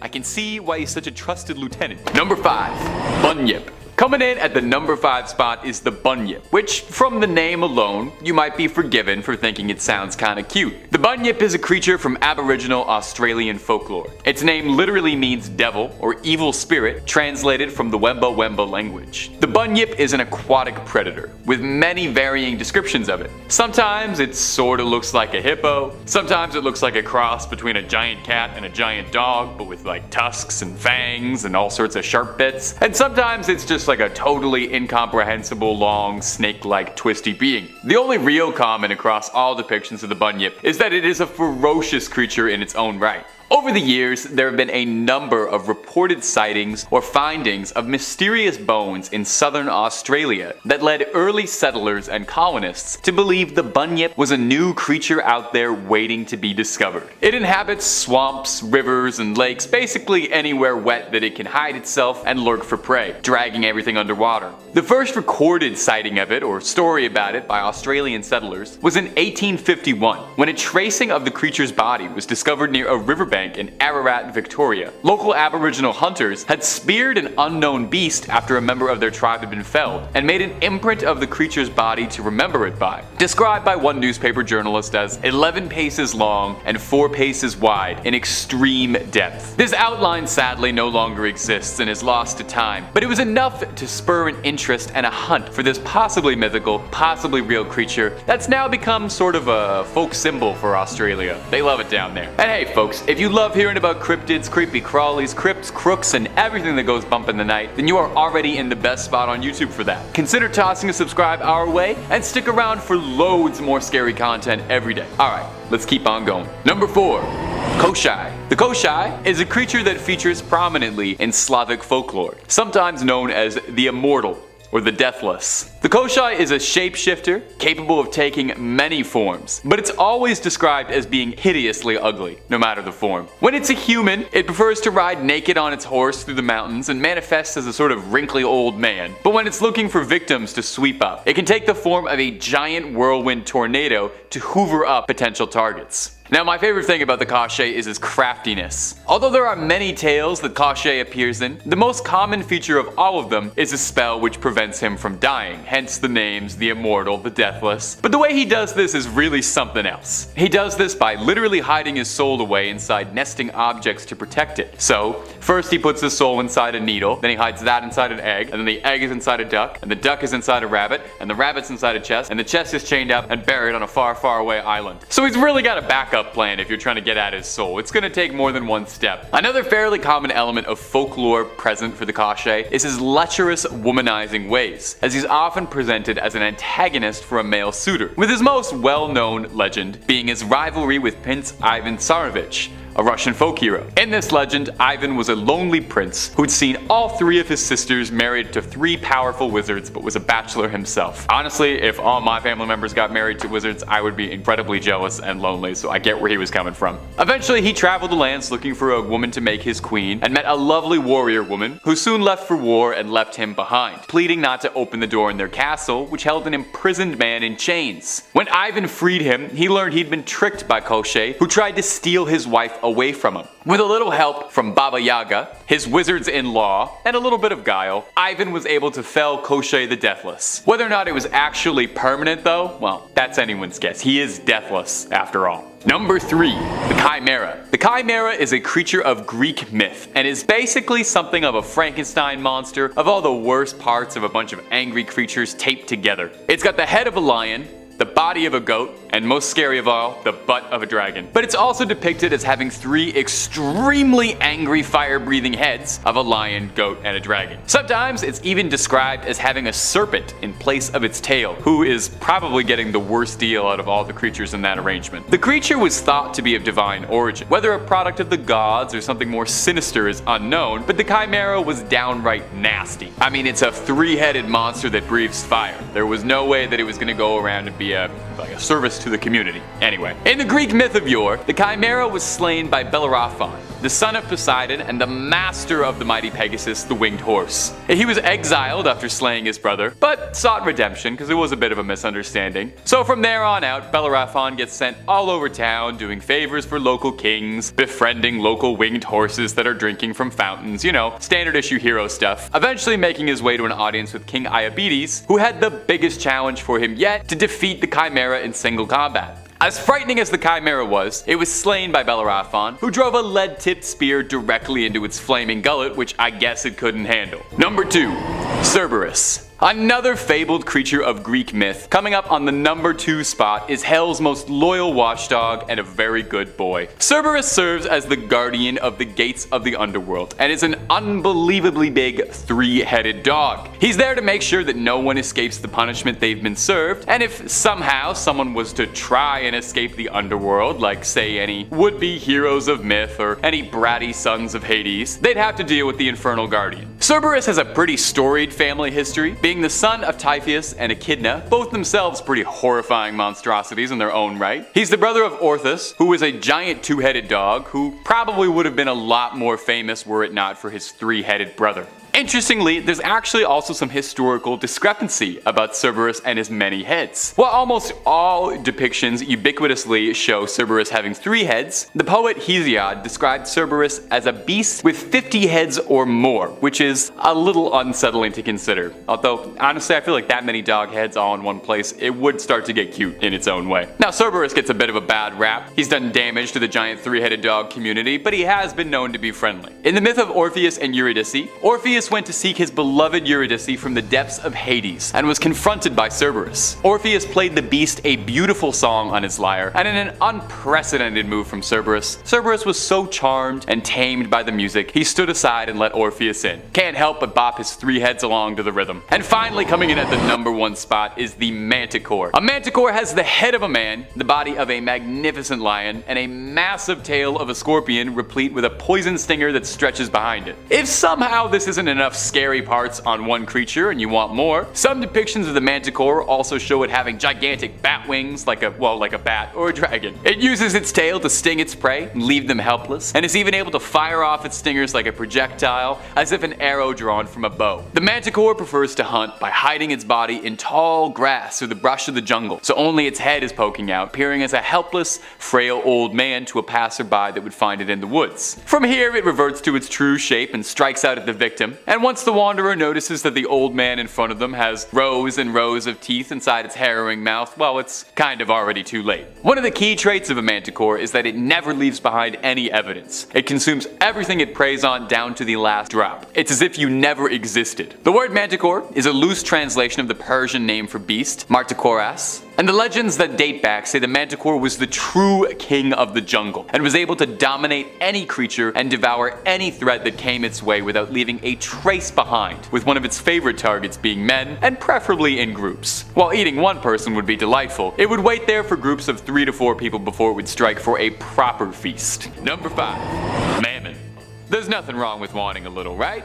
It's nice to want. Nothing better than having a little money and power. For most of us who weren't born into a Fortune 500 lineage, it might be a little bit tricky, unless you got a little bit help. Maybe like from Mammon, the embodiment of human greed. You know, he's actually a lot more generous than his position as greed demon might suggest. You know, you don't have to do too much if you just give over your eternal soul and pledge yourself to an eternity in his service. He might reward you with great riches. That's a pretty solid transaction. Mammoth is thought to originate from an ancient word for wealth, and it's thought that this is where Mammon was first born from. He was mankind's inherent desire for wealth and greed, twisted out of subconscious want. The Gospel of Luke and Matthew both directly quote this, saying, "You cannot serve both God and Mammon," meaning you can't have a pious life and also find yourself on a quest for massive wealth, and later taken literally to mean you can't serve one of the 7 princes of hell if you worship God. Mammon is greedy. Makes sense? He's real greedy. It's said that of all the archdukes and princes of hell, Mammon is more concerned with staring at the gold pavement than any of Lucifer's rebellion or business of the heavens, taken to mean that Mammon doesn't really concern himself with anything that doesn't involve cold, hard coin. He is on that grind set 24/7. The demon of greed has taken many forms over the years, with his most consistent depiction being that of a fairly normal-looking humanoid, looming over his subjects in a giant golden throne, looking down on those who would call for his aid. He's also associated with a wolf, and is believed to be able to take the form of one for his dealings on Earth. It's said that part of the arcane ritual to evoke Mammon's spirit is to imagine your spirit as a golden wolf calling out to him. If you do invoke Mammon, just be sure you're being reasonable with what you ask for. You never know what happens if you get too greedy. Beelzebub. It's said that when the rebellion began, Lucifer fell from heaven and was cast out alongside the other fallen angels. Well, who were the lesser known fallen angels? Beelzebub is an obscure demon, but a threatening one nonetheless, and a very difficult name to pronounce. In the Testament of Solomon, the demon Beelzebub introduces himself as a threat to God's will, and anyone who serves God. Beelzebub rules over some dominions of hell, serving as one of Lucifer's trusted lieutenants. He was originally an angel, but unhappy, and when cast out with the rest of them, fell to earth, disfigured and vengeful. As he fell out of the kingdom of heaven, the other angels desperately grabbed at his wings to try and retrieve him. But instead of restraining him, the process ripped his wing from his back, leaving Beelzebub with a singular, dark, monstrous red wing. Although, I doubt he minds much, because to be honest, that sounds sick as all hell. It probably works really well for his demon aesthetic. Beelzebub presides over the pits of Tartarus, a unique dimension in hell originating from Greek mythology as a depth of the underworld. Beelzebub is a powerful sorcerer, boasting to King Solomon that he's far superior to the prophet Moses in every way. He brags of his sorcery and magic, being able to shift ideas and human perception in his favor, conjuring miracles, wonders, and form signs to humans, and is even able to bestow his gift to humans in exchange for favor.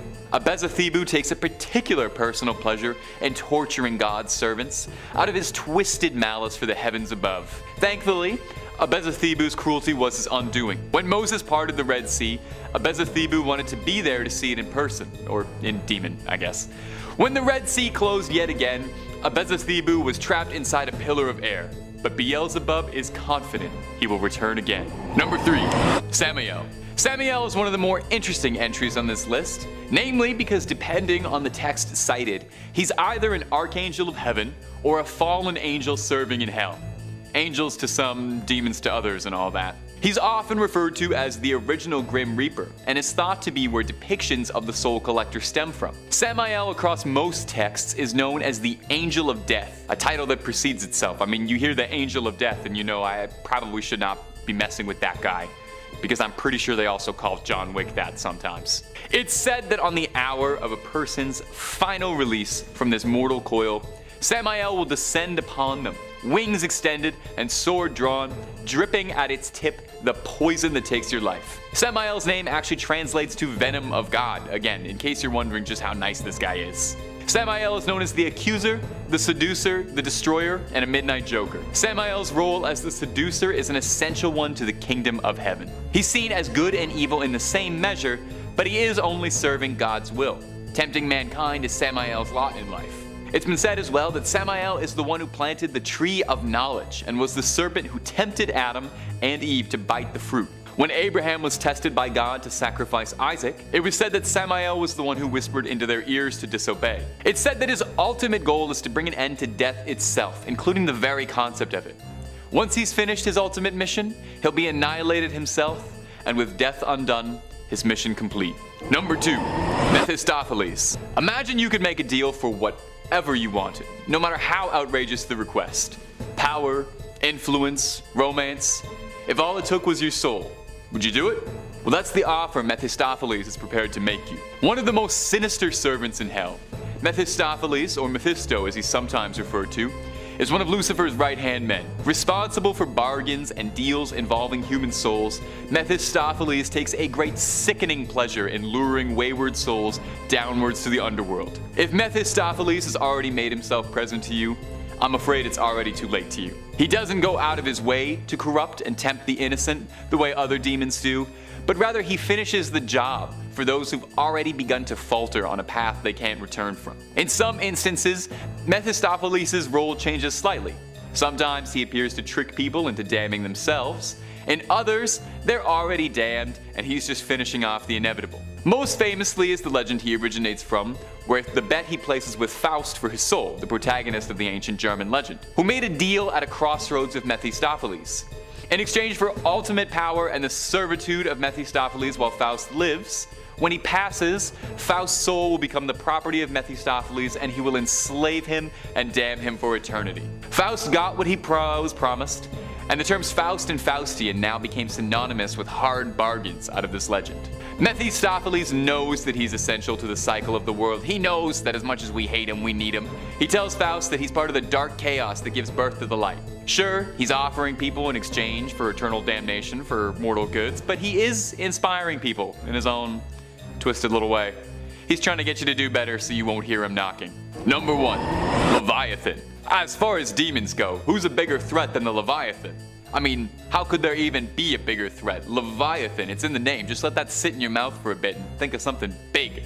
Leviathan is thought to be the embodiment of the sin of envy, and he is one of the princes of hell and the grand admiral of hell's armies. It's tasked with pushing man towards temptation and the sin of heresy. Leviathan manifests itself as a behemoth of a creature, an incomprehensibly large sea serpent that would make H.P. Lovecraft blush. It's said to have impenetrable armored scales all over its body, and has monstrous claws as well, capable of destroying anything it would ever have to battle against, should that ever arise. It's said that it can conjure up mighty bursts of flame from its chest like a dragon.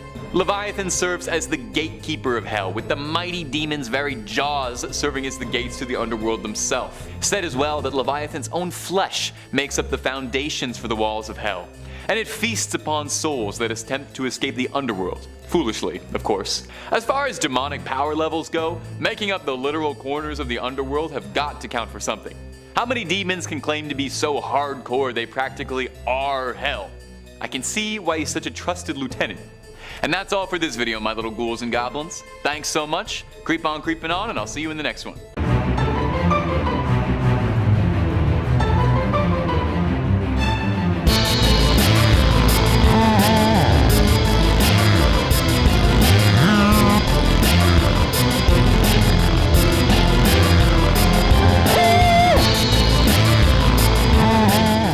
Number 5.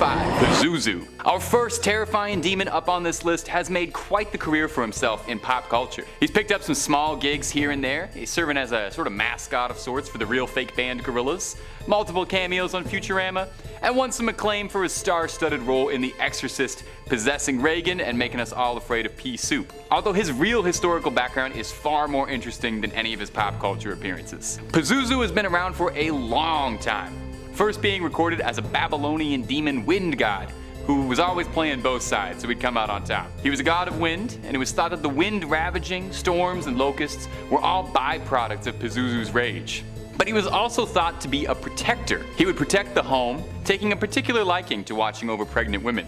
He was an incredibly destructive force in nature, and when it would come time to throw down, Pazuzu would fly across the world, breaking the wings of other demons to prevent them from getting into any trouble. Sort of like a demonic Batman. His portrayal in The Exorcist is probably where most people know him from and assume those things about him, where he's seen as a much more plain Jane possessing demon, lacking his impressive wings and other traits, and not doing a whole lot of flying around or anything with the wind, focusing a lot more on projectile vomiting and harassing a couple of priests. The real Pazuzu is a lot cooler than his Exorcist appearance, but no doubt more people know about that than they do an ancient Babylonian wind god. I don't think I'd like to spend much time with either incarnation face to face, and those priests definitely didn't want to either. Now ghouls, goblins, lend me your ears, and subscribe if you wouldn't mind. Number 4. Belphegor. Now another demon who's had his moment in pop culture. Maybe you recognize Belphegor from Supernatural's first fledgling season, all the way back when the boys were wide-eyed and hadn't even died once yet. Or maybe if you're a Persona fan, you recognize Belphegor as the perpetually bored demon on the can. It's a video game with a talking cat. And you play as a guy who's got a healthy sleep schedule and can manage his social circle well. It's not a game focused on realism. But it turns out, doing a little research, there was a reason for this foul demon's appearance. One of the 7 princes of hell, the demonic icon of Sloth's favorite offering isn't blood or a fresh goat, but a little mud pie, feces if you want to get scientific with it. Look, I'm not going to judge, and I'm not going to ask what he's doing with it. Old lore just says that if you wanted to summon Belphegor, you had to bring him a lot of feces. There's no metric volume ever listed, just a lot. If you do summon him, he'll trade you wondrous riches, expand your ability to discover new things, expand your consciousness, but at the cost of the temptation of your mortal soul, and you'll also probably never be able to wash your hands clean again. I'm sorry, I don't usually work so blue. It's the lazy man's comedy, although perchance that's fitting for the demon prince of sloth. Belphegor has been depicted in all manner of ways over the years, appearing sometimes as esoteric things like tree branches, or sometimes taking the form of beautiful women. But one wood carving in the 18th century of him sitting on an 18th century John sealed his fate pretty much forever, and then since then, he's almost always been depicted as a horned demon sitting on a throne of sorts. Belphegor, I want to make something clear here. I'm not making fun of you. I'm trying to make sense of all this. Number 3, the Legion. Now, this next demon is a tiny bit of a cheat because although it's supposed to be a top 5 list, I'm about to make it a top 500,000 list. This next demon is known as the Legion, for it is many. The Legion's first documented recording is from the Gospel of Mark, where Jesus Christ encountered a man possessed by a demon. When he spoke to the man in an effort to exorcise him, he asked for the name of the demon inside him, and the man responded, Legion, for there were many devils inside him. Upon being exorcised from the man, the Legion asked if it could instead be transferred to a herd of pigs, which he then obliged. Now the Legion is pretty atypical when it comes to demons. It's not the prince of anything, it's not the manifestation of any one sin, and it's not any one thing at all. The Legion is made of countless demons that all function together in unison like a hive mind. When one has a thought, the rest of the Legion obeys. When one member of the Legion speaks, the rest of them speak all at once. Now sometimes the armies of Satan are referred to as the legions of hell, but I guess the Legion is a separate thing altogether. It must make filling out forms very difficult. No one's really sure what sort of demons the Legion are or what they look like even. It's just agreed that there's a lot of them all working together on their common goals. Like I said, no one really knows what they look like, but if you've ever seen a horde of, anything all in one place, you can't imagine that it would be anything pleasant. Now the Legion isn't as much of a pop culture starlet as some of the other demons I've mentioned on this list, but that doesn't mean that it's influenced things in pop culture. The phrase Legion for we are many appears in all sorts of different things, probably because it's just a very cool way to describe yourself. A recurring boss fight in the Castlevania video games called Legion appears as a writhing mass of bodies, no doubt inspired by the story. And the character in Mass Effect named Legion is an AI life form comprised of thousands of individual AI working in tandem, who directly references the story, introducing itself, saying we are Legion for we are many. And while I'm on it, Legion was the entire best character in Mass Effect, but that's neither here nor there. Sleep easy, big guy. Number 2, Beelzebub. Now we're getting into the big hitters. Beelzebub is thought to be one of the first angels to have ever fallen to hell.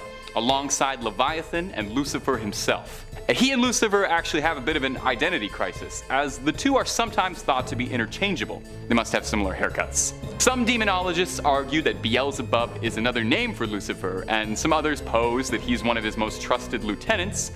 But whatever Beelzebub is, everyone can agree that he's pretty horrifying. His history is fairly interesting. It's thought that his namesake is a mockery of the god Baal, an ancient Bronze Age god of fertility. Some scholars believe that Beelzebub's name comes from Beelzebub, translating to Lord of the Flies, inferring that the followers of Baal are nothing more than flies worshipping a dung god. They didn't get the memo that Belphegor was the dung god. The Lord of the Flies sort of ended up becoming Beelzebub's title, with almost all depictions of the demon featuring flies in ubiquitous amounts around him. Occasionally he's even depicted as a giant fly. It's very Kafkaesque. Beelzebub is said to be one of the most powerful demons inside of Hell's domain, capable of great control over humanity, able to tempt them. Beelzebub was cited during the Salem witch trials as the entity that had corrupted and swayed so many women to witchery. Now there's some discrepancy as to what sin Beelzebub is thought to preside over, with some offerings saying that he represents pride, some others saying that he represents gluttony, which I would say probably seems a little more fitting for a fly demon anyway, and he's most commonly associated with gluttony. Number 1, Asmodeus. Yeah, it probably would have made a lot of sense to have Lucifer as the number 1 spot on this list. I mean, he's the king of hell and all that.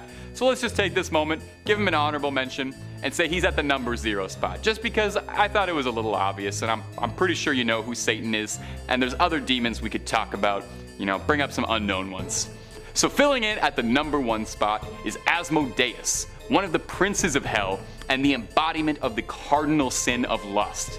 Asmodeus fell from heaven alongside the other fallen angels, reforming as a prince of hell.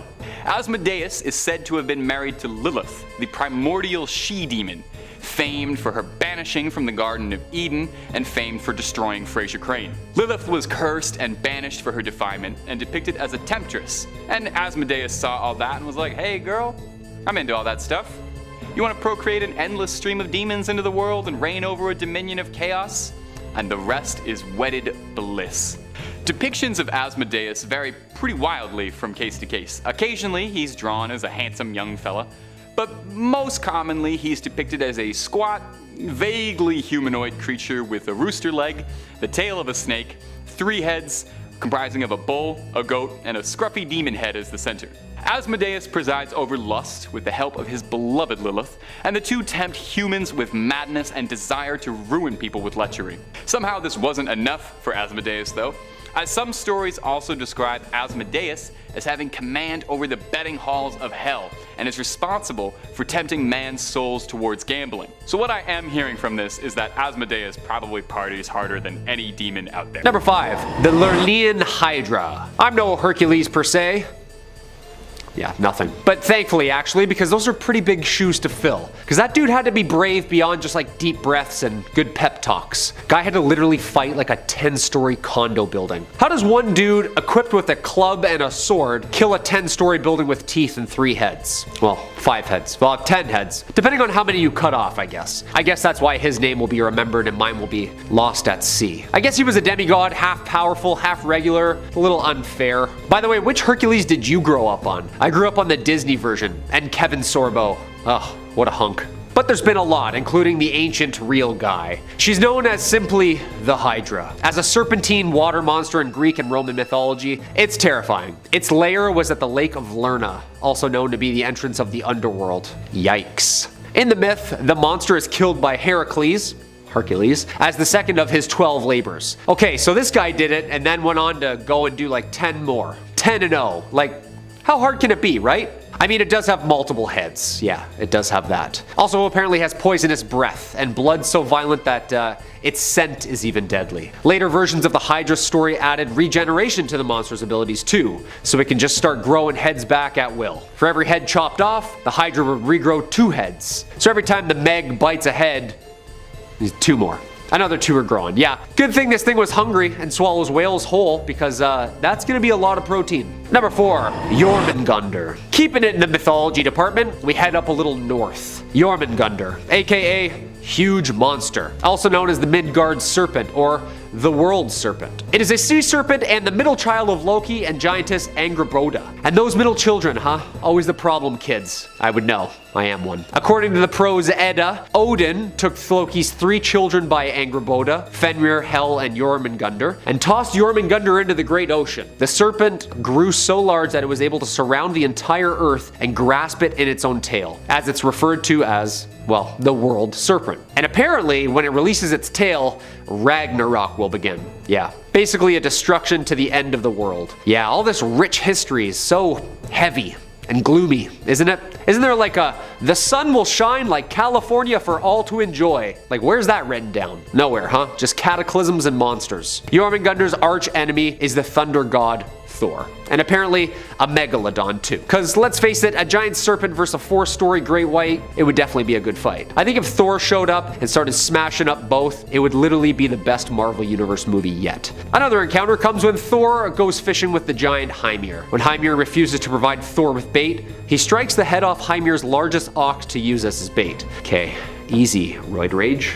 Sheesh. They row to a point where Hymir fishes, he prepares his fishing line and a large hook and baits it with the ox head, which Jormungandr bites. Thor then yanks the serpent up from the water and the two throw hands. Okay, so it sounds like it isn't that big. I mean, it's huge, but the wrapping around the planet has got my dimensions off. Maybe it was like a metric versus imperial thing back then. I don't know, what do you think? Comment down below who would win, because when it gets into mystical powers and stuff, it becomes a little unfairly matched, no? Number 3, Cthulhu. Come on, we know this guy. Now this would be a good fight. This is sort of fathomable. Well, kinda. An extinct shark versus a made-up ender of worlds. Cool, let's do that. Basically a giant humanoid octopus dragon versus the Carcharassless megalodon. A triplex-size apex predator. It's definitely gonna be in Vegas and pay-per-view. I'll tell you that for free. Cthulhu is a fictional cosmic horror entity thought up by the twisted mind of cosmic horror writer H.P. Lovecraft. First introduced in his short story called The Call of Cthulhu, published by the American pulp magazine Weird Tales in 1928. He's like the first creature Lovecraft pondered up. He's terrifying. He's supposed to bring Armageddon upon us when he wakes up from the bottom of the ocean. Yeah, again, not all sunshine and rainbows with these stories. Actually, like, ever with these stories. Cthulhu is a great old one, almost the god of all gods in these stories. All these characters intertwine, and apparently he's our last call. Lovecraft depicts it as a gigantic entity worshipped by cultists in the shape of a green octopus, dragon, humanoid, bipedal creature. And it's like 10 stories high. Yeah, like massive. Like us looking at toy army men. The Lovecraft universe, aka the Cthulhu mythos, its appearance alone is enough to haunt your dreams. Lovecraft describes this guy as a face full of octopus-like feelers, a scaly, rubbery-looking body, sharp claws on its hands and feet, and of course, dragon's wings. So it can fly and swim. In other words, the worst thing you can imagine. Yeah. Cthulhu can fly, which he has on the Meg, for sure. And also, the mind control, I don't know how sharks' brains works, but Cthulhu gets in there, yeah, you're in trouble, Sharky. Number 2, the Leviathan. Okay, so we're diving into some very sacred texts now, the Bible. In said pieces of scripture, there's a tale of a giant creature that could swallow up cities, apparently, and is also an awesome roller coaster at Canada's Wonderland. Gotta try it if you haven't been on it yet. This twisty, turny, vicious monster was actually modeled after this twisty, turny, vicious monster, the Leviathan, the second of the great monsters described in the book of Job. This Leviathan is an absolute unit of a sea monster who's impervious to literally any human weapon. I mean, what were the weapons back then though? Like bows and arrows, swords maybe, little pokey things, you know? It's not gonna do much. Apparently locusts too, yeah, those are terrifying. This Leviathan breathes fire. It emits smoke from its nostrils, and it's related to another ancient monster called Lotan, a 7-headed giant serpent who's represented as pure chaos. I mean, what Bible creature isn't terrifying though? Was this giant sea snake a water dragon? Because apparently it's something like 300 miles long according to the Bible. So it's like Jormungandr territory, but longer. Maybe it's the same creature, told by 2 different peoples?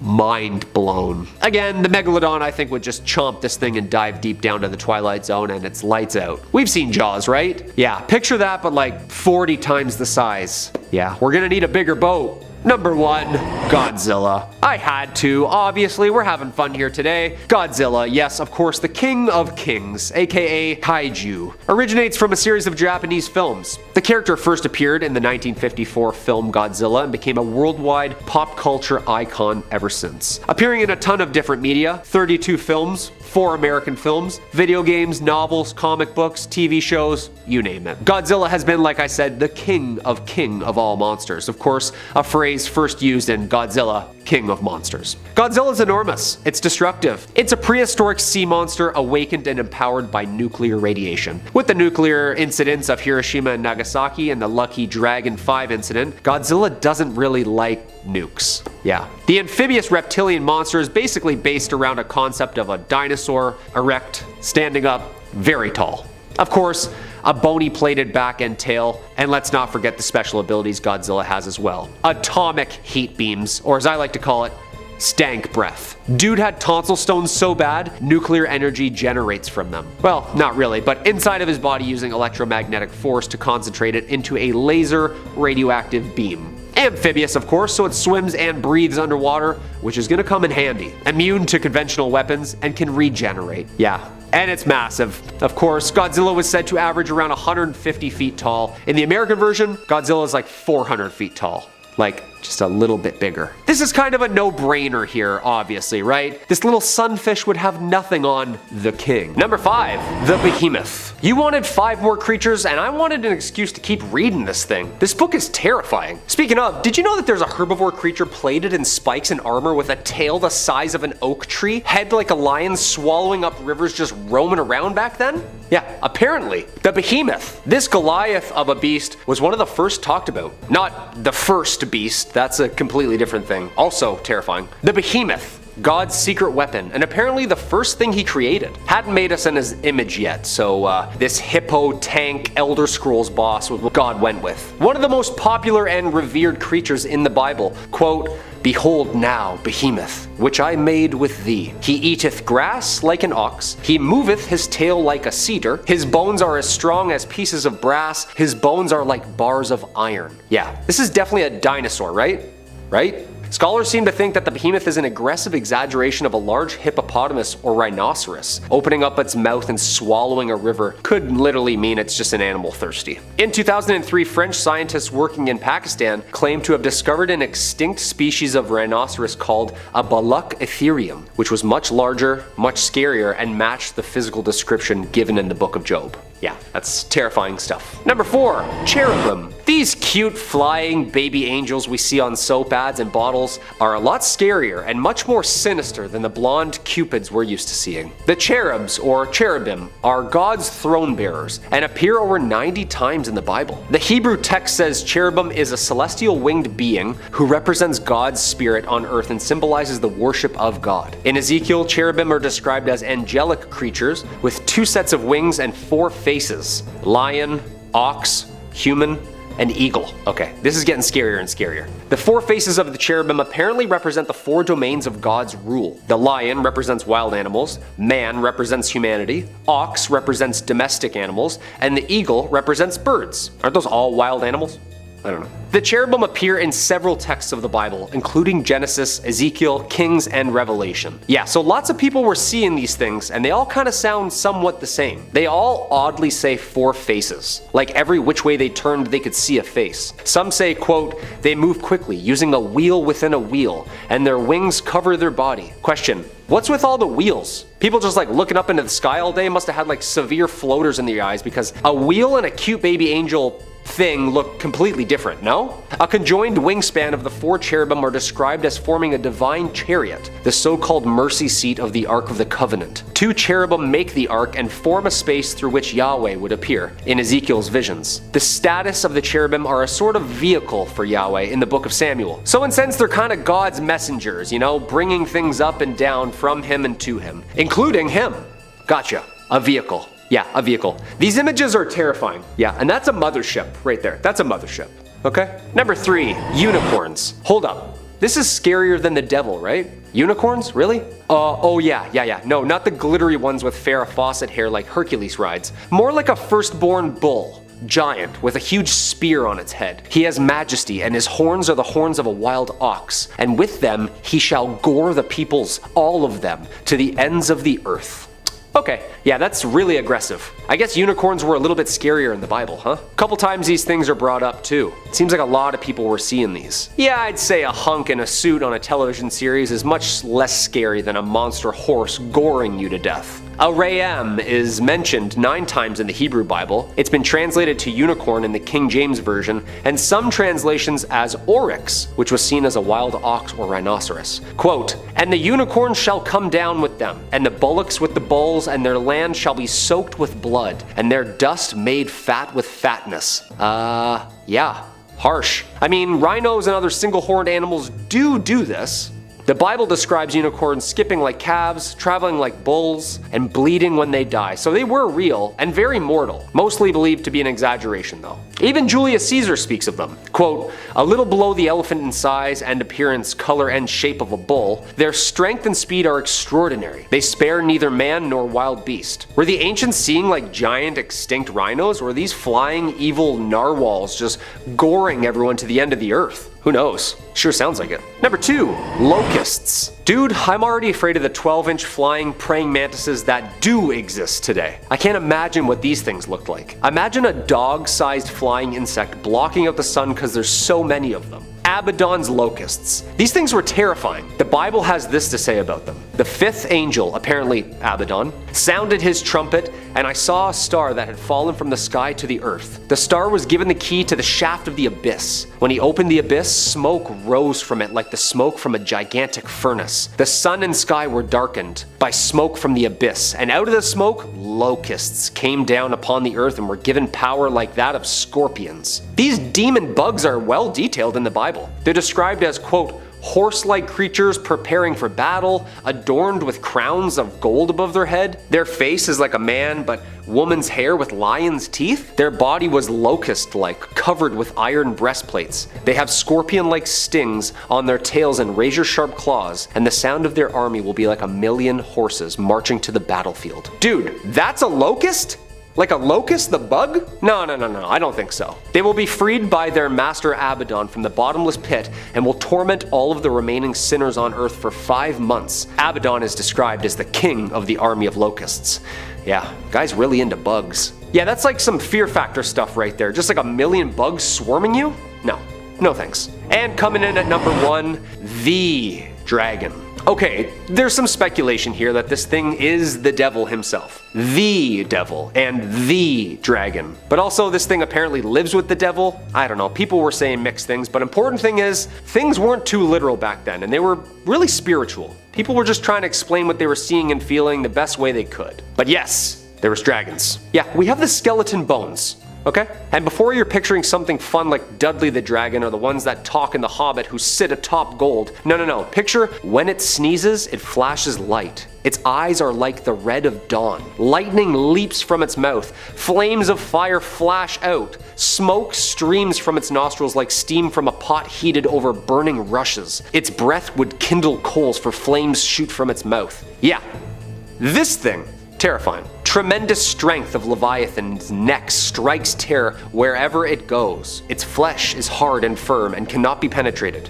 Job 41:18-23. This great dragon, the ancient serpent called the devil or Satan, the one deceiving the whole world, was thrown down to the earth with all the angels. And I saw 3 evil spirits that looked like frogs leap from its mouth of the dragon, the beast and the false prophet. They are demonic spirits who work miracles and go out to the rulers of the world to gather them for battle against the Lord on that great judgment day of God the Almighty. He seized the dragon, that old serpent who is the devil, Satan, and bound him in chains for 1,000 years. The angel threw him into the bottomless pit, which he then shut and locked so Satan could not deceive the nations anymore until 1,000 years were finished. Okay, yeah, that sounds like one giant amazing cutscene from a God of War game. Just chucking a dragon into a pit? Also, it's 2022. We better lock that thing back up. It's been more than 1,000 years now, no? Quote, "And behold, a great red dragon having 7 heads and 10 horns, and on his heads were 7 diadems." Okay, so it wears 7 crowns. Maybe this thing is the devil. It's mentioned numerous times in the Bible. I've seen Game of Thrones. This thing is scary.